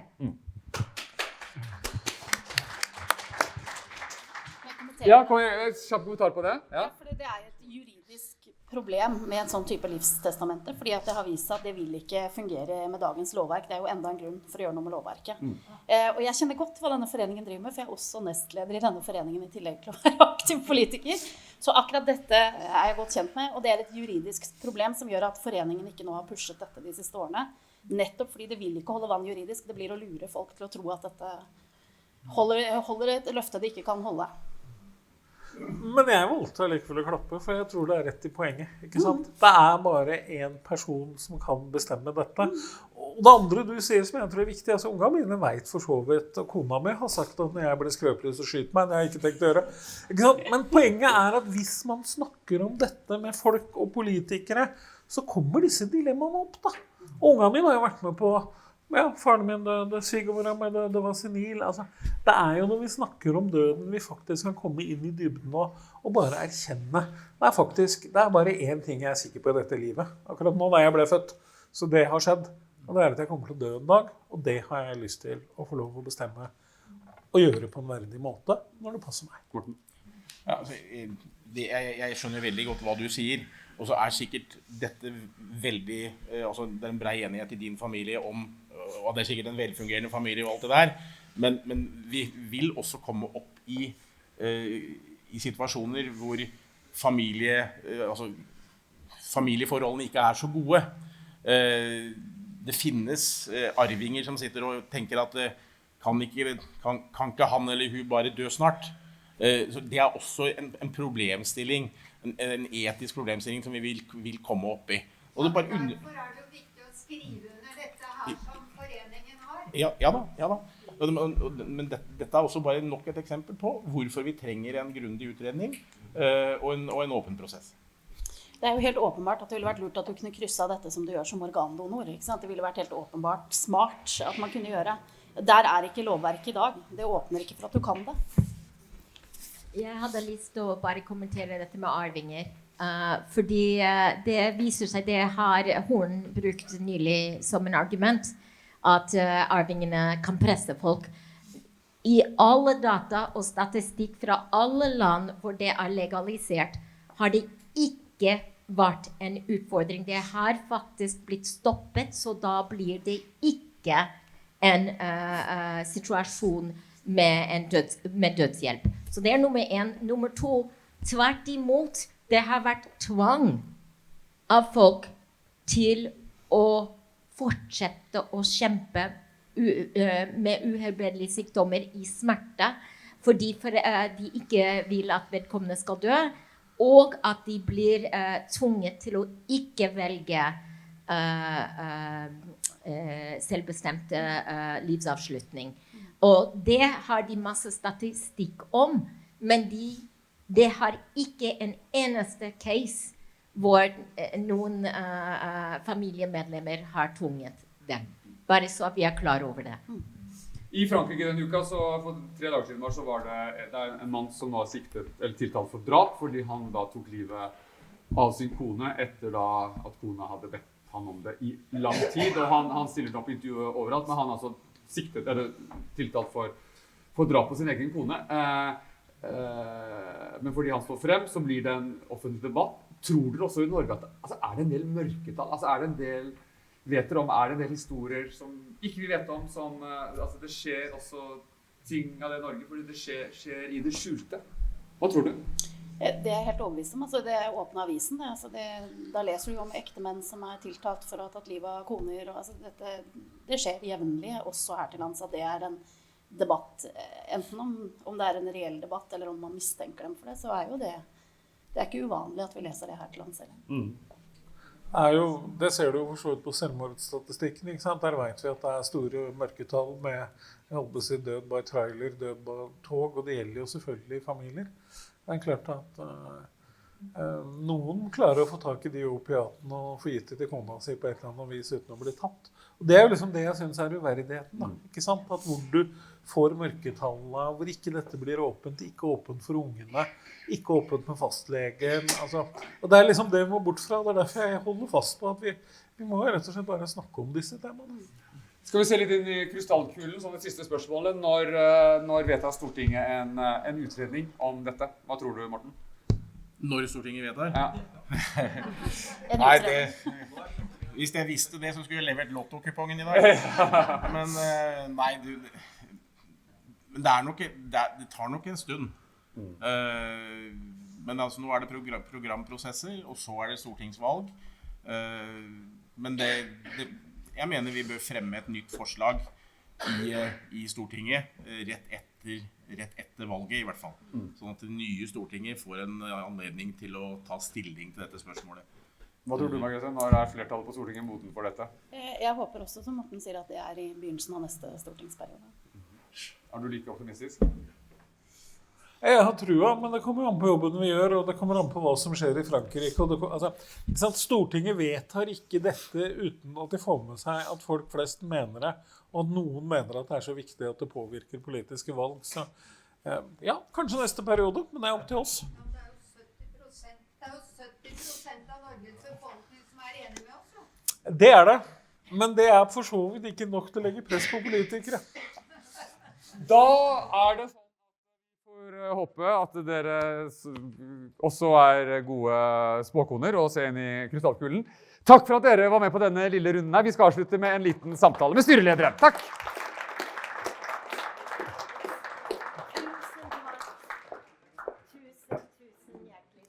Da skal vi helt på tampen her, Anne-Kira, litt sånn wrapping up, som vi sier på godt norsk. Ja, wrapping up. Hva tenker du hva skal vi ta med oss herfra i dag? Jeg skrev en del ting ned. Ja. Får jeg lov til å lese dem? Vær så god. Og så kan du stille spørsmål om det. Ja. Det første ting jeg tenkte på, at det veldig viktig at vi som en forening bevisstgjør falske informasjon som spres. Og at vi ikke krangler med synsinger og meninger. Så at vi tar de riktige krig. At vi må være faktabasert når vi og for eksempel at det finnes ingen skråplaneffekt i Nederland på 20 år. Det tenker jeg viktig, som vi fikk høre fra Yvette. Og det en ting jeg ville påpeke her, og særlig på grunn av Chauvin, at det faktisk 4 kategorier som Norge må vurdere av selvbestemt livsavslutning. Det første folk som døende, og det organmodell. Men den svært diskriminerende. Så det neste kronisk syke, og da har vi Chauvin som bestemmer når hun har hatt nok. Men så finnes det tredje som psykiatri, og jeg vet også tok opp den 4. kategori som lovlig i Sveits blant annet, og det et komplett liv. Og det hvis jeg husker riktig, man må være 75 år gammel for å kunne søke om det i Sveits. Og det handler om at man har levd nok, men har ingen symptomer ellers. Så det var det jeg hørte og ble snakket om underveis. Men, unnskyld, så har jeg andre ting her. Det å be et menneske å tåle uutholdelig smerte uten hensikt umenneskelig. At Chauvins foreldre støtter henne fordi de elsker henne. At media må holdes ansvarlig, det sa Chauvin også. At ingen kan forstå den reisen individet har. Det bare individet som kjenner den reisen. Og selv om vi kan være medlidende, vi kan faktisk ikke forstå deres reise. Og det tenkte jeg veldig mye på nå i det siste. Og så var det noe som Yvette sa, hver eneste tall et menneske med en historie. Og fra det tenkte jeg at vi trenger deres historier. Så vi kan gjerne gjøre dem anonymt, men vær så snill å skrive til foreningen og fortell deres historier, både positive historier, negative historier, om hva dere ønsker historier. Men vi trenger disse historier i en mediekampanje. Vi kommer ikke videre uten det, og vi trenger deres stemme. Så det var en ting som kom ut av dette. Og det også noe som Chauvin sa, det at selvbestemt livsavslutning ikke en lett vei ut. Det derfor tallene ikke høyt. Selv i Nederland, hvor det har vært økende, men vi snakker om en økning fra 1% til 4%. Så det ikke av de som har dødd, så det ikke mange. Og så til syvende sist ønsket jeg å bare si en gang til at vi ikke får statlig støtte. Og når jeg hørte Yvette snakke om hvor mange medlemmer hun har, skrev jeg ned vi skal ha 100 000 medlemmer. Vi trenger dem, men da trenger vi dere til å hjelpe oss å få disse medlemmene. Vi kan ikke gjøre det alene. Vi har ikke råd til de medlemskampanjene. Og da trenger vi gave for å gjøre det, fordi vi vet at en slik kampanje vil koste oss 350 000 kroner. Vi vet det allerede. Så når vi får det, så kan vi ha det. Men vi litt stuck. På veldig dårlig engelsk så sier vi man stuck in fuck. Ja. Jo mer vi har, jo bedre kan vi organisere. Og nå tiden inne, fordi vi har fått så mye, det så mye ut der nå, og så mange dialoger, samtaler og debatter, og vi må få lov til å støtte det. Så det var det jeg tenkte på. Kjempebra. Det var da dine call to action, som det også heter på godt norsk. Takk skal du ha. Takk til alle dere som har fulgt denne bruklørdagen i denne fine sola og sitter inne her. Håper dere ble litt klokere. Takk for fremmøtet. Ha en strålende helg. Takk.